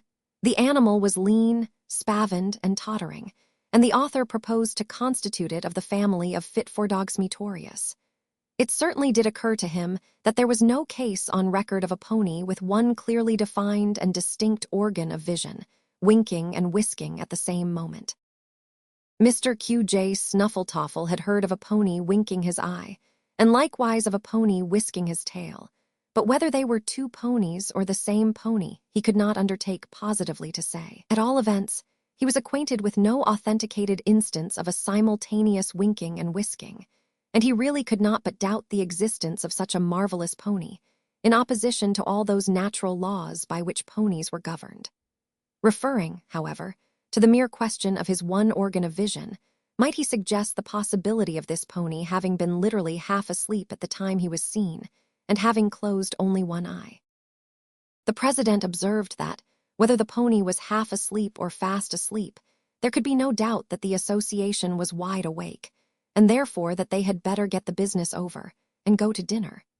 He had certainly never seen anything analogous to this pony, but he was not prepared to doubt its existence, for he had seen many queerer ponies in his time, though he did not pretend to have seen any more remarkable donkeys than the other gentlemen around him. Professor John Ketch was then called upon to exhibit the skull of the late Mr. Greenacre, which he produced from a blue bag, remarking, on being invited to make any observations that occurred to him, that he'd pound it as that spectable section had never seed a more gamerer cove nor he vos. A most animated discussion upon this interesting relic ensued, and some difference of opinion arising respecting the real character of the deceased gentleman, Mr. Blubb delivered a lecture upon the cranium before him, clearly showing that Mr. Greenacre possessed the organ of destructiveness to a most unusual extent, with a most remarkable development of the organ of carviativeness. Sir Hookham Snivy was proceeding to combat this opinion, when Professor Ketch suddenly interrupted the proceedings by exclaiming, with great excitement of manner, "Walker!" The president begged to call the learned gentleman to order. "Professor Ketch, order be blowed, you've got the wrong un, I tell you. It ain't no Ed at all, it's a cokernut as my brother-in-law has been a-carvin', to hornament his new baked Tatterstall Watts a-common, down ere vile the 'sociations in the town. Hand over, vil you." With these words, Professor Ketch hastily repossessed himself of the coconut, and drew forth the skull, in mistake for which he had exhibited it. A most interesting conversation ensued, but as there appeared some doubt ultimately whether the skull was Mr. Greenacre's, or a hospital patient's, or a pauper's, or a man's, or a woman's, or a monkey's, no particular result was obtained. "I cannot," says our talented correspondent in conclusion, "I cannot close my account of these gigantic researches and sublime and noble triumphs without repeating a bon mot of Professor Woodensconce's, which shows how the greatest minds may occasionally unbend, when truth can be presented to listening ears, clothed in an attractive and playful form. I was standing by, when, after a week of feasting and feeding, that learned gentleman, accompanied by the whole body of wonderful men, entered the hall yesterday, where a sumptuous dinner was prepared, where the richest wines sparkled on the board and fat bucks, propitiatory sacrifices to learning, sent forth their savory odors. "Ah," said Professor Woodensconce, rubbing his hands, "this is what we meet for, this is what inspires us, this is what keeps us together and beckons us onward, this is the spread of science, and a glorious spread it is." The pantomime of life. Before we plunge headlong into this paper, Let us at once confess to a fondness for pantomimes, to a gentle sympathy with clowns and pantaloons, to an unqualified admiration of harlequins and columbines, to a chaste delight in every action of their brief existence, varied and many-colored as those actions are, and inconsistent though they occasionally be with those rigid and formal rules of propriety which regulate the proceedings of meaner and less comprehensive minds. We revel in pantomimes, not because they dazzle one's eyes with tinsel and gold leaf, not because they present to us, once again, the well-beloved chalked faces and goggle eyes of our childhood, not even because, like Christmas Day and Twelfth Night and Shrove, Tuesday and one's own birthday, they come to us but once a year. Our attachment is founded on a graver and a very different reason. A pantomime is to us a mirror of life. Nay, more, we maintain that it is so to audiences generally, although they are not aware of it, and that this very circumstance is the secret cause of their amusement and delight. Let us take a slight example. The scene is a street. An elderly gentleman with a large face and strongly marked features appears. His countenance beams with a sunny smile, and a perpetual dimple is on his broad, red cheek. He is evidently an opulent elderly gentleman, comfortable in circumstances, and well-to-do in the world. He is not unmindful of the adornment of his person, for he is richly, not to say gaudily, dressed, and that he indulges to a reasonable extent in the pleasures of the table may be inferred from the joyous and oily manner in which he rubs his stomach, by way of informing the audience that he is going home to dinner. In the fullness of his heart, in the fancied security of wealth, in the possession and enjoyment of all the good things of life, the elderly gentleman suddenly loses his footing and stumbles. How the audience roar! He is set upon by a noisy and officious crowd, who buffet and cuff him unmercifully. They scream with delight. Every time the elderly gentleman struggles to get up, his relentless persecutors knock him down again. The spectators are convulsed with merriment. And when at last the elderly gentleman does get up and staggers away, despoiled of hat, wig, and clothing, himself battered to pieces, and his watch and money gone, they are exhausted with laughter, and express their merriment and admiration in rounds of applause. Is this like life? Change the scene to any real street, to the stock exchange or the city banker's, the merchant's counting house, or even the tradesman's shop. See any one of these men fall, the more suddenly and the nearer the zenith of his pride and riches, the better. What a wild hallow is raised over his prostrate carcass by the shouting mob, how they whoop and yell as he lies humbled beneath them. Mark how eagerly they set upon him when he is down, and how they mock and deride him as he slinks away. Why, it is the pantomime to the very letter. Of all the pantomimic dramatis personae, we consider the pantaloon the most worthless and debauched. Independent of the dislike one naturally feels at seeing a gentleman of his years engaged in pursuits highly unbecoming his gravity and time of life, we cannot conceal from ourselves the fact that he is a treacherous, worldly-minded old villain, constantly enticing his younger companion, the clown, into acts of fraud or petty larceny, and generally standing aside to watch the result of the enterprise. If it be successful, he never forgets to return for his share of the spoil. But if it turn out a failure, he generally retires with remarkable caution and expedition, and keeps carefully aloof until the affair has blown over. His amorous propensities, too, are eminently disagreeable, and his mode of addressing ladies in the open street at noonday is downright improper, being usually neither more nor less than a perceptible tickling of the aforesaid ladies in the waist, after committing which, he starts back, manifestly ashamed, as well he may be of his own indecorum and temerity, continuing, nevertheless, to ogle and beckon to them from a distance in a very unpleasant and immoral manner. Is there any man who cannot count a dozen pantaloons in his own social circle? Is there any man who has not seen them swarming at the west end of the town on a sunshiny day or a summer's evening, going through the last-named pantomimic feats with as much liquorish energy, and as total an absence of reserve, as if they were on the very stage itself? We can tell upon our fingers a dozen pantaloons of our acquaintance at this moment, capital pantaloons, who have been performing all kinds of strange freaks, to the great amusement of their friends and acquaintance, for years past, and who to this day are making such comical and ineffectual attempts to be young and dissolute, that all beholders are like to die with laughter.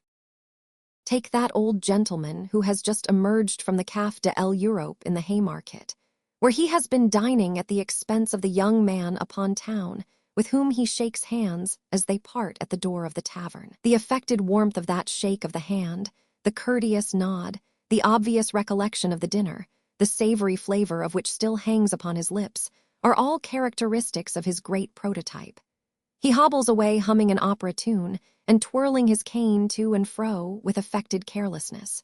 Suddenly he stops, 'tis at the milliner's window. He peeps through one of the large panes of glass, and his view of the ladies within being obstructed by the India shawls, directs his attentions to the young girl with the bandbox in her hand, who is gazing in at the window also. See, he draws beside her. He coughs. She turns away from him. He draws near her again. She disregards him. He gleefully chucks her under the chin, and retreating a few steps, nods and beckons with fantastic grimaces, while the girl bestows a contemptuous and supercilious look upon his wrinkled visage. She turns away with a flounce, and the old gentleman trots after her with a toothless chuckle. The pantaloon to the life. But the close resemblance which the clowns of the stage bear to those of everyday life is perfectly extraordinary. Some people talk with a sigh of the decline of pantomime, and murmur in low and dismal tones the name of Grimaldi. We mean no disparagement to the worthy and excellent old man when we say that this is downright nonsense. Clowns that beat Grimaldi all to nothing turn up every day, and nobody patronizes them. More's the pity. "I know who you mean," says some dirty-faced patron of Mr. Osbaldistone's, laying down the miscellany when he has got thus far, and bestowing upon vacancy a most knowing glance. "You mean C.J. Smith as did Guy Fawkes, and George Barnwell at the Garden." The dirty-faced gentleman has hardly uttered the words, when he is interrupted by a young gentleman in no shirt-collar and a Petersham coat. "No, no," says the young gentleman.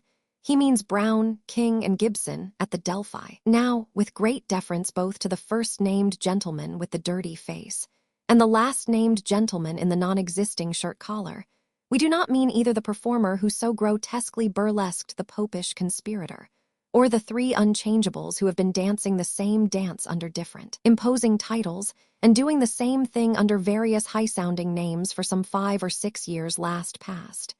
We have no sooner made this avowal than the public, who have hitherto been silent witnesses of the dispute, inquire what on earth it is we do mean, and with becoming respect we proceed to tell them.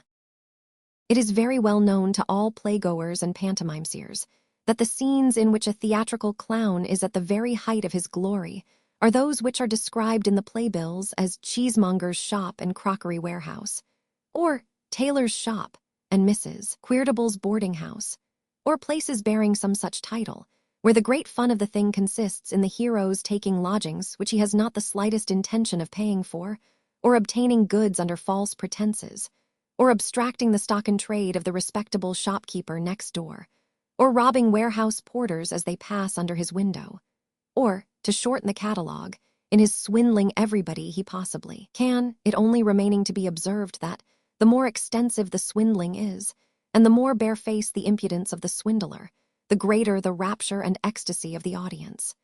Now it is a most remarkable fact that precisely this sort of thing occurs in real life day after day, and nobody sees the humor of it.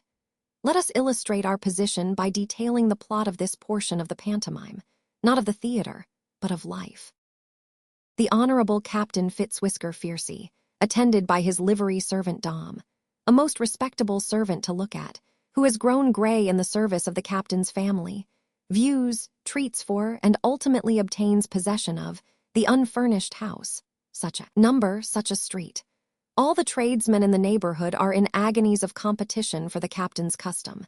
The captain is a good-natured, kind-hearted, easy man, and to avoid being the cause of disappointment to any, he most handsomely gives orders to all. Hampers of wine, baskets of provisions, cartloads of furniture, boxes of jewelry, supplies of luxuries of the costliest description, flock to the house of the Honorable Captain Fitzwhisker Fiercy, where they are received with the utmost readiness by the highly respectable Dom, while the captain himself struts and swaggers about with that compound air of conscious superiority and general bloodthirstiness, which a military captain should always, and does most times, wear, to the admiration and terror of plebeian men. But the tradesmen's backs are no sooner turned than the captain, with all the eccentricity of a mighty mind, and assisted by the faithful Dom, whose devoted fidelity is not the least touching part of his character, disposes of everything to great advantage.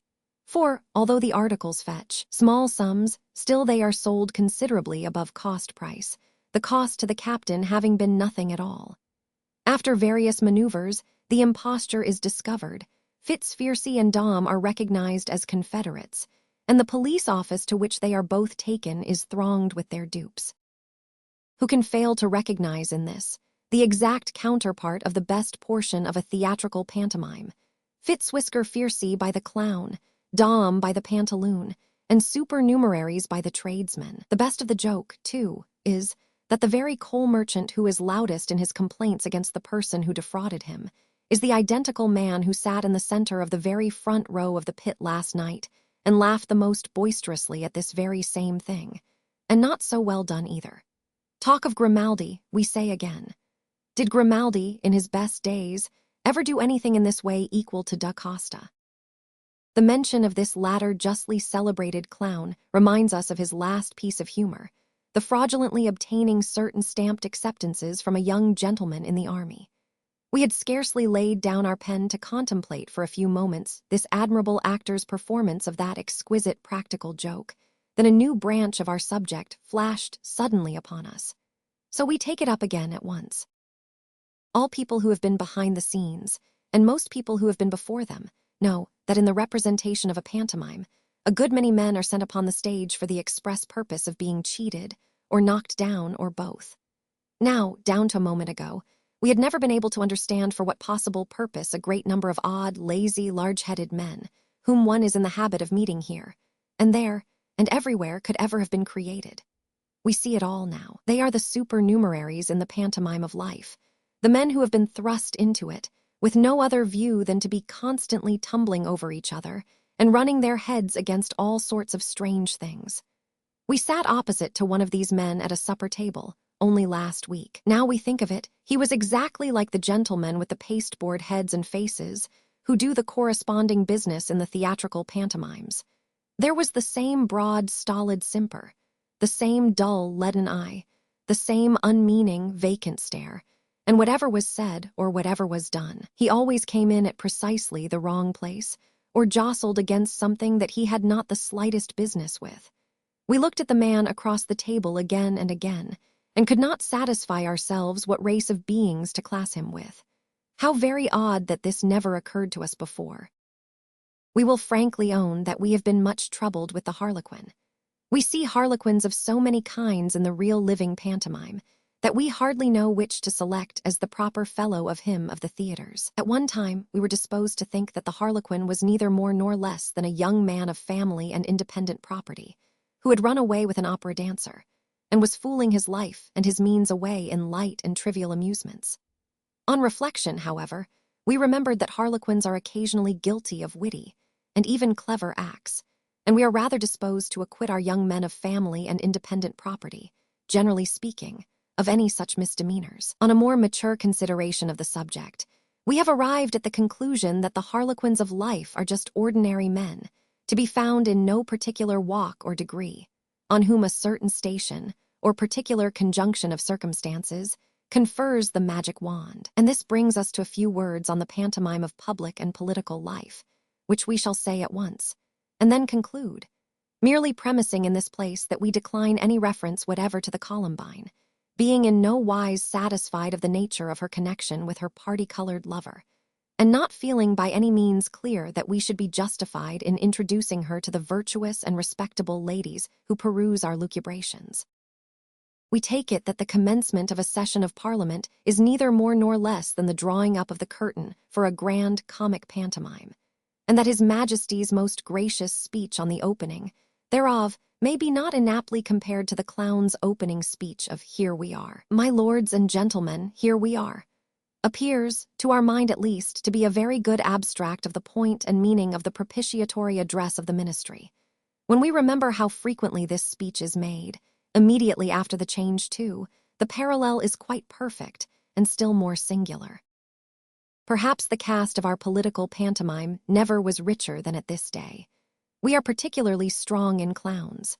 At no former time, we should say, have we had such astonishing tumblers or performers so ready to go through the whole of their feats for the amusement of an admiring throng. Their extreme readiness to exhibit, indeed, has given rise to some ill-natured reflections.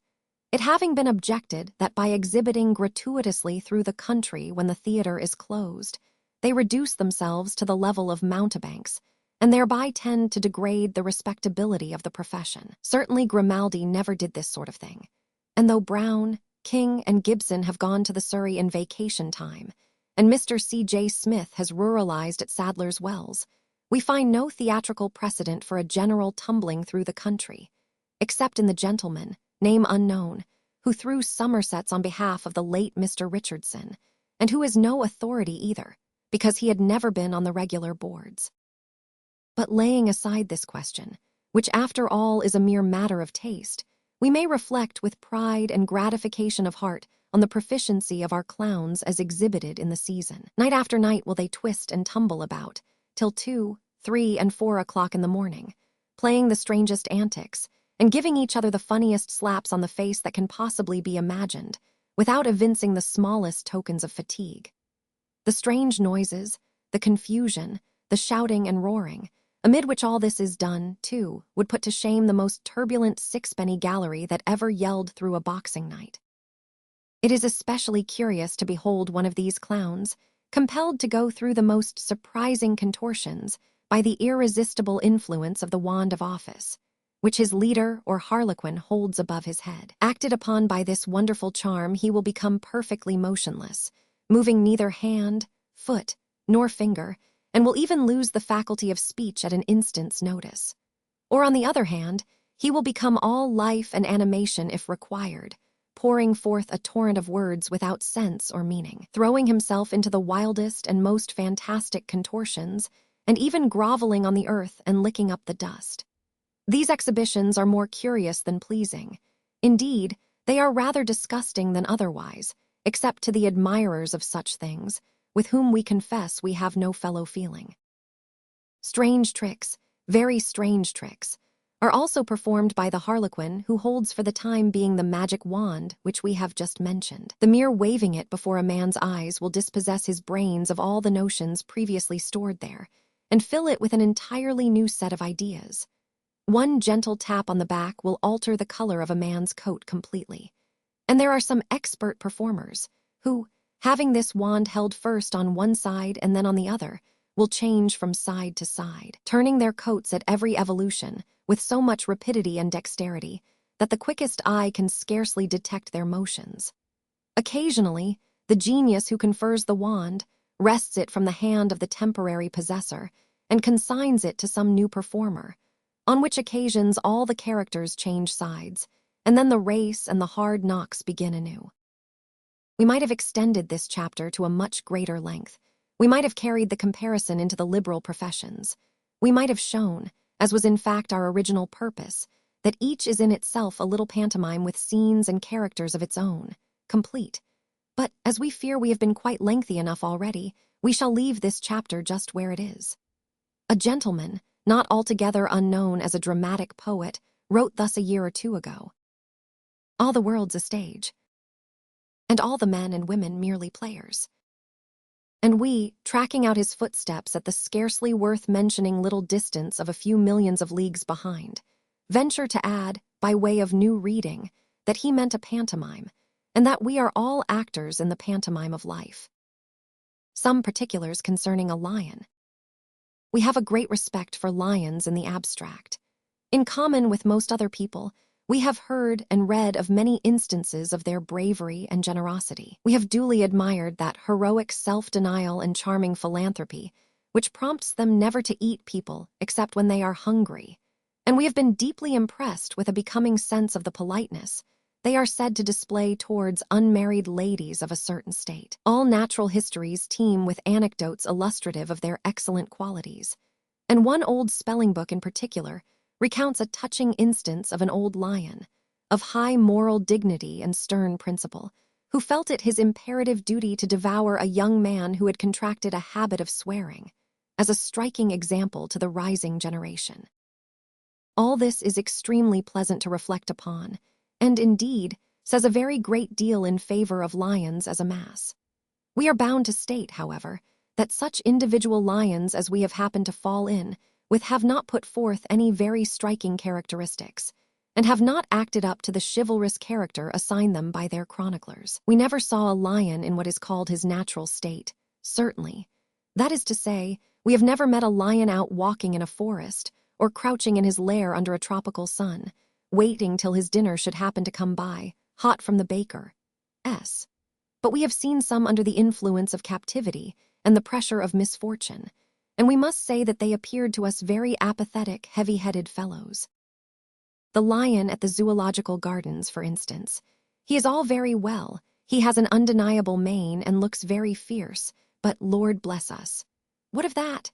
The lions of the fashionable world look just as ferocious and are the most harmless creatures breathing. A box lobby lion or a Regent Street animal will put on a most terrible aspect and roar fearfully if you affront him, but he will never bite, and if you offer to attack him manfully, will fairly turn tail and sneak off. Doubtless these creatures roam about sometimes in herds, and if they meet any especially meek-looking and peaceably disposed fellow, will endeavor to frighten him. But the faintest show of a vigorous resistance is sufficient to scare them even then. These are pleasant characteristics, whereas we make it matter of distinct charge against the zoological lion and his brethren at the fairs, that they are sleepy, dreamy, sluggish quadrupeds. We do not remember to have ever seen one of them perfectly awake, except at feeding time. In every respect, we uphold the biped lions against their four-footed namesakes, and we boldly challenge controversy upon the subject. With these opinions, it may be easily imagined that our curiosity and interest were very much excited the other day, when a lady of our acquaintance called on us and resolutely declined to accept our refusal of her invitation to an evening party. "For," said she, "I have got a lion coming." We at once retracted our plea of a prior engagement and became as anxious to go as we had previously been to stay away. We went early and posted ourselves in an eligible part of the drawing-room, from whence we could hope to obtain a full view of the interesting animal. 2 or 3 hours passed, the quadrilles began, the room filled, but no lion appeared. The lady of the house became inconsolable, for it is one of the peculiar privileges of these lions to make solemn appointments and never keep them, when all of a sudden there came a tremendous double rap at the street door, and the master of the house, after gliding out unobserved as he flattered himself to peep over the banisters, came into the room, rubbing his hands together with great glee, and cried out in a very important voice, "My dear Mr. Naming the lion has this moment arrived." Upon this, all eyes were turned towards the door, and we observed several young ladies, who had been laughing and conversing previously with great gaiety and good humor, grow extremely quiet and sentimental, while some young gentlemen, who had been cutting great figures in the facetious and small-talk way, suddenly sank very obviously in the estimation of the company, and were looked upon with great coldness and indifference.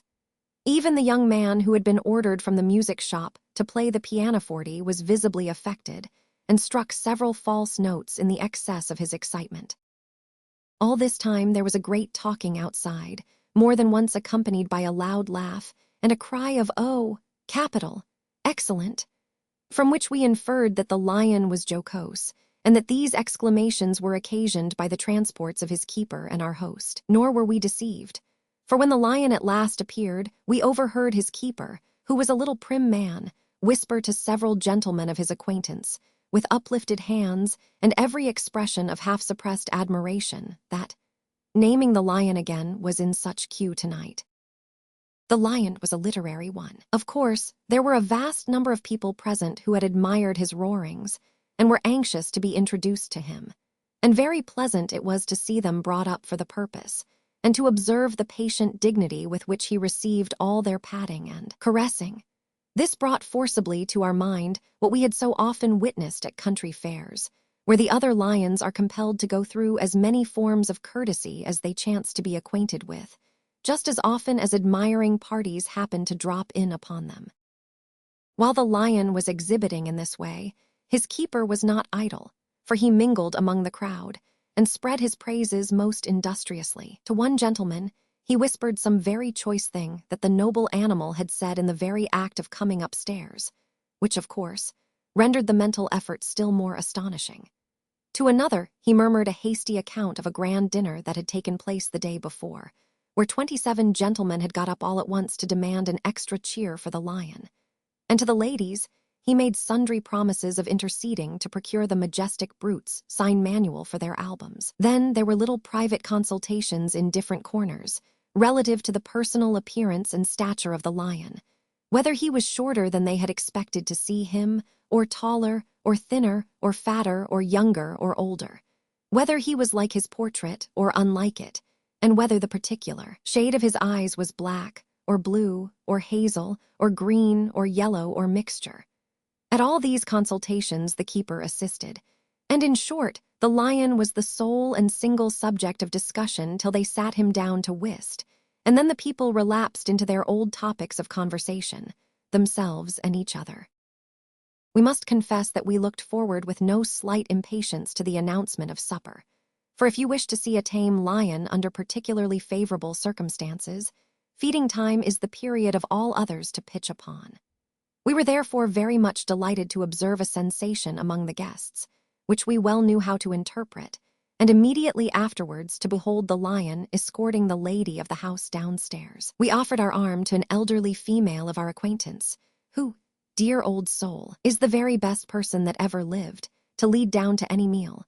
For be the room ever so small, or the party ever so large, she is sure, by some intuitive perception of the eligible, to push and pull herself and conduct her close to the best dishes on the table.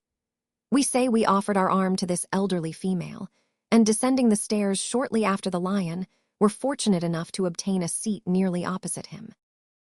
Of course the keeper was there already.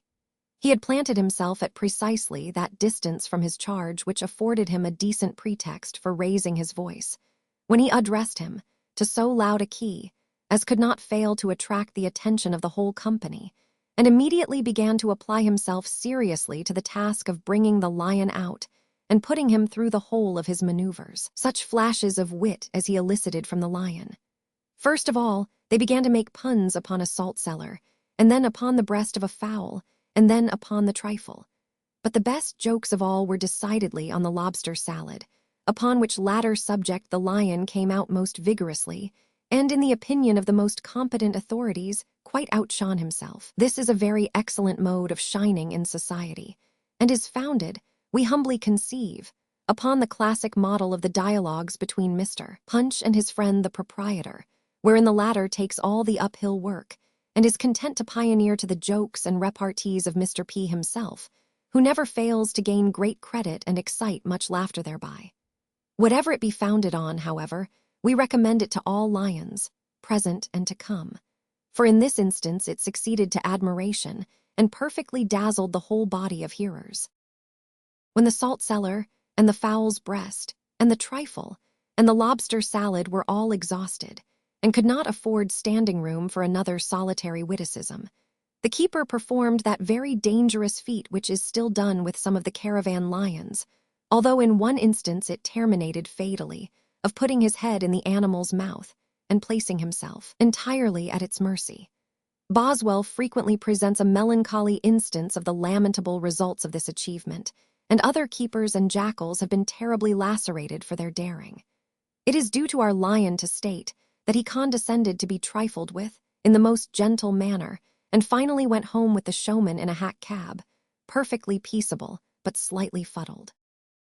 Being in a contemplative mood, we were led to make some reflections upon the character and conduct of this genus of lions as we walked homewards, and we were not long in arriving at the conclusion that our former impression in their favor was very much strengthened and confirmed by what we had recently seen. While the other lions receive company and compliments in a sullen, moody, not to say snarling manner, these appear flattered by the attentions that are paid them.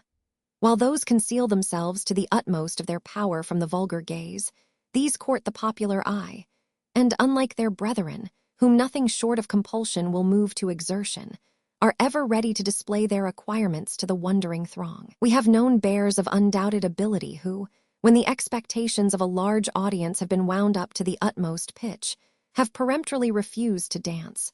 Well-taught monkeys who have unaccountably objected to exhibit on the slack wire, and elephants of unquestioned genius who have suddenly declined to turn the barrel organ. But we never once knew or heard of a biped lion, literary or otherwise, and we state it as a fact which is highly creditable to the whole species, who, occasion offering, did not seize with avidity on any opportunity which was afforded him of performing to his heart's content on the first violin. Mr. Robert Bolton, the gentleman connected with The Press. In the parlor of the Green Dragon, a public house in the immediate neighborhood of Westminster Bridge, everybody talks politics every evening, the great political authority being Mr. Robert Bolton, an individual who defines himself as a gentleman connected with the press, which is a definition of peculiar indefiniteness. Mr. Robert Bolton's regular circle of admirers and listeners are an undertaker, a greengrocer, a hairdresser, a baker, a large stomach surmounted by a man's head, and placed on the top of two particularly short legs, and a thin man in black, name, profession, and pursuit unknown, who always sits in the same position, always displays the same long, vacant face, and never opens his lips, surrounded as he is by most enthusiastic conversation, except to puff forth a volume of tobacco smoke, or give vent to a very snappy, loud, and shrill hem. The conversation sometimes turns upon literature, Mr. Bolton being a literary character, and always upon such news of the day as is exclusively possessed by that talented individual. I found myself, of course, accidentally in the Green Dragon the other evening, and being somewhat amused by the following conversation, preserved it. "Can you lend me a 10-pound note till Christmas?" inquired the hairdresser of the stomach. "Where's your security, Mr. Clip?" "My stock in trade. There's enough of it, I'm thinking, Mr. Thickness. Some 50 wigs, 2 poles, half a dozen head blocks, and a dead Bruin." "No, I won't then," growled out Thickness. "I lends nothing on the security of the wigs or the poles either. As for wigs, they're cheats. As for the poles, they've got no cash. I never have nothing to do with blockheads unless I can't outwait it, ironically, and a dead bear is about as much use to me as I could be to a dead bear."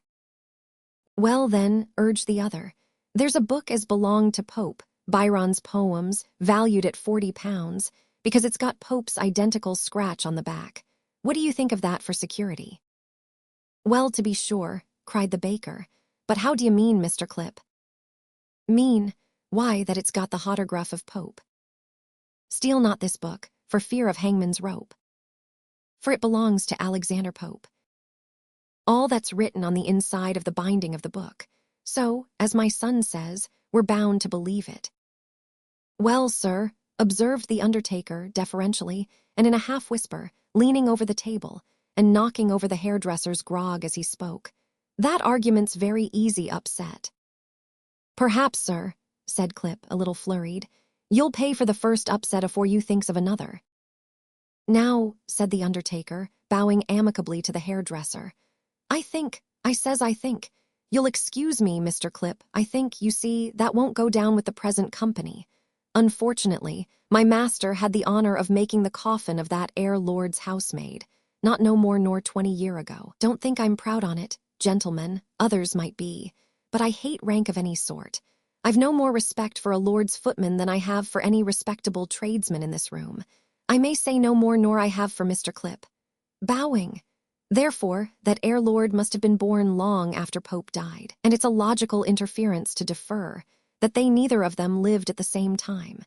So what I mean is this here, that Pope never had no book, never seed, felt, never smelt no book, triumphantly as belonged to that ere lord. And gentlemen, when I consider how patiently you have eared the ideas what I have expressed, I feel bound, as the best way to reward you for the kindness you have exhibited, to sit down without saying anything more, particular as I perceive a worthier visitor nor myself is just entered.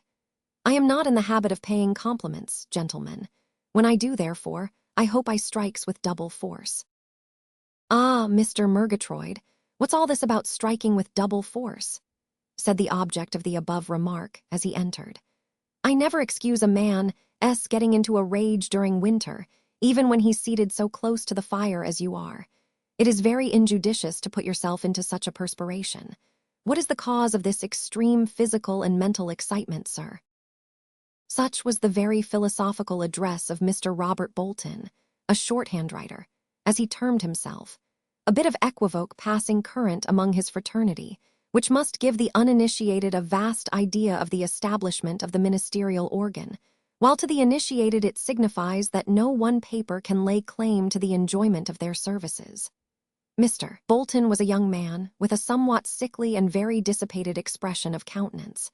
His habiliments were composed of an exquisite union of gentility, slovenliness, assumption, simplicity, newness, and old age. Half of him was dressed for the winter, the other half for the summer. His hat was of the newest cut, the D'Orsay. His trousers had been white, but the inroads of mud and ink, etc., had given them a piebald appearance. Round his throat he wore a very high black cravat, of the most tyrannical stiffness, while his taut ensemble was hidden beneath the enormous folds of an old brown poodle-collared greatcoat, which was closely buttoned up to the aforesaid cravat. His fingers peeped through the ends of his black kid gloves, and 2 of the toes of each foot took a similar view of society through the extremities of his high-lows. Sacred to the bare walls of his garret be the mysteries of his interior dress. He was a short, spare man, of a somewhat inferior deportment. Everybody seemed influenced by his entry into the room, and his salutation of each member partook of the patronizing. The hairdresser made way for him between himself and the stomach. A minute afterwards he had taken possession of his pint and pipe. A pause in the conversation took place. Everybody was waiting, anxious for his first observation. "Horrid murder in Westminster this morning," observed Mr. Bolton. Everybody changed their positions. All eyes were fixed upon the man of paragraphs. "A baker murdered his son by boiling him in a copper," said Mr. Bolton. "Good heavens!" exclaimed everybody in simultaneous horror. "Boiled him, gentlemen," added Mr. Bolton with the most effective emphasis. "Boiled him." "And the particulars, Mr. B?" inquired the hairdresser. "The particulars." Mr. Bolton took a very long draught of porter, and some 2 or 3 dozen whiffs of tobacco, doubtless to instill into the commercial capacities of the company the superiority of a gentleman connected with the press, and then said, "The man was a baker, gentlemen." Every one looked at the baker present, who stared at Bolton. His victim, being his son, also was necessarily the son of a baker. The wretched murderer had a wife, whom he was frequently in the habit, while in an intoxicated state, of kicking, pummeled, flinging mugs at, knocking down, and half-killing while in bed, by inserting in her mouth a considerable portion of a sheet or blanket. The speaker took another draught. Everybody looked at everybody else and exclaimed, "Horrid!" "It appears in evidence, gentlemen," continued Mr. Bolton, "that, on the evening of yesterday, Sawyer the baker came home in a reprehensible state of beer. Mrs. S., connubially considerate, carried him in that condition upstairs into his chamber, and consigned him to their mutual couch. In a minute or 2 she lay sleeping beside the man whom the morrow's dawn beheld a murderer. Entire silence informed the reporter that his picture had attained the awful effect he desired. The son came home about an hour afterwards, opened the door, and went up to bed. Scarcely, gentlemen, conceive his feelings of alarm. Scarcely had he taken off his indescribables, when shrieks, to his experienced ear maternal shrieks, scared the silence of surrounding night. He put his indescribables on again and ran downstairs. He opened the door of the parental bedchamber. His father was dancing upon his mother. What must have been his feelings? In the agony of the minute, he rushed at his male parent as he was about to plunge a knife into the side of his female. The mother shrieked. The father caught the son, who had wrested the knife from the paternal grasp, up in his arms, carried him downstairs, shoved him into a copper of boiling water among some linen, closed the lid, and jumped upon the top of it, in which position he was found with a ferocious countenance by the mother, who arrived in the melancholy wash-house just as he had so settled himself. "Where's my boy?" shrieked the mother. "In that copper, boiling," coolly replied the benign father. Struck by the awful intelligence, the mother rushed from the house and alarmed the neighborhood. The police entered a minute afterwards. The father, having bolted the wash-house door, had bolted himself. They dragged the lifeless body of the boiled baker from the cauldron, and with a promptitude commendable in men of their station, they immediately carried it to the station house. Subsequently, the baker was apprehended while seated on the top of a lamp-post in Parliament Street, lighting his pipe. The whole horrible ideality of the mysteries of Udolpho, condensed into the pithy effect of a 10-line paragraph, could not possibly have so affected the narrator's auditory. Silence, the purest and most noble of all kinds of applause, bore ample testimony to the barbarity of the baker, as well as to Bolton's knack of narration, and it was only broken after some minutes had elapsed by interjectional expressions of the intense indignation of every man present. The baker wondered how a British baker could so disgrace himself and the highly honorable calling to which he belonged, and the others indulged in a variety of wonderments connected with the subject, among which not the least wonderment was that which was awakened by the genius and information of Mr. Robert Bolton, who, after a glowing eulogium on himself and his unspeakable influence with the daily press, was proceeding, with a most solemn countenance, to hear the pros and cons of the Pope autograph question, when I took up my hat and left. Familiar epistle from a parent to a child. Aged 2 years and 2 months. My child, to recount with what trouble I have brought you up, with what an anxious eye I have regarded your progress, how late and how often I have sat up at night working for you, and how many thousand letters I have received from and written to your various relations and friends, many of whom have been of a querulous and irritable turn, to dwell on the anxiety and tenderness with which I have, as far as I possess the power, inspected and chosen your food, rejecting the indigestible and heavy matter which some injudicious but well-meaning old ladies would have had you swallow, and retaining only those light and pleasant articles which I deemed calculated to keep you free from all gross humors, and to render you an agreeable child, and one who might be popular with society in general. To dilate on the steadiness with which I have prevented your annoying any company by talking politics, always assuring you that you would thank me for it yourself, some day when you grew older. To expatiate, in short, upon my own assiduity as a parent is beside my present purpose, though I cannot but contemplate your fair appearance, your robust health, and unimpeded circulation, which I take to be the great secret of your good looks, without the liveliest satisfaction and delight. It is a trite observation, and one which, young as you are, I have no doubt you have often heard repeated, that we have fallen upon strange times, and live in days of constant shiftings and changes. I had a melancholy instance of this only a week or 2 since. I was returning from Manchester to London by the mail train, when I suddenly fell into another train, a mixed train of reflection, occasioned by the dejected and disconsolate demeanor of the post office guard. We were stopping at some station where they take in water, when he dismounted slowly from the little box in which he sits in ghastly mockery of his old condition with pistol and blunderbuss beside him, ready to shoot the first highwayman or railwayman who shall attempt to stop the horses, which now travel, when they travel at all, inside and in a portable stable invented for the purpose. He dismounted, I say, slowly and sadly from his post, and looking mournfully about him as if in dismal recollection of the old roadside public-house, the blazing fire, the glass of foaming ale, the buxom handmaid and admiring hangers-on of tap-room and stable, all honored by his notice, and, retiring a little apart, stood leaning against a signal post, surveying the engine with a look of combined affliction and disgust which no words can describe. His scarlet coat and golden lace were tarnished with ignoble smoke. Flakes of soot had fallen on his bright green shawl, his pride in days of yore. The steam condensed in the tunnel from which we had just emerged shone upon his hat like rain.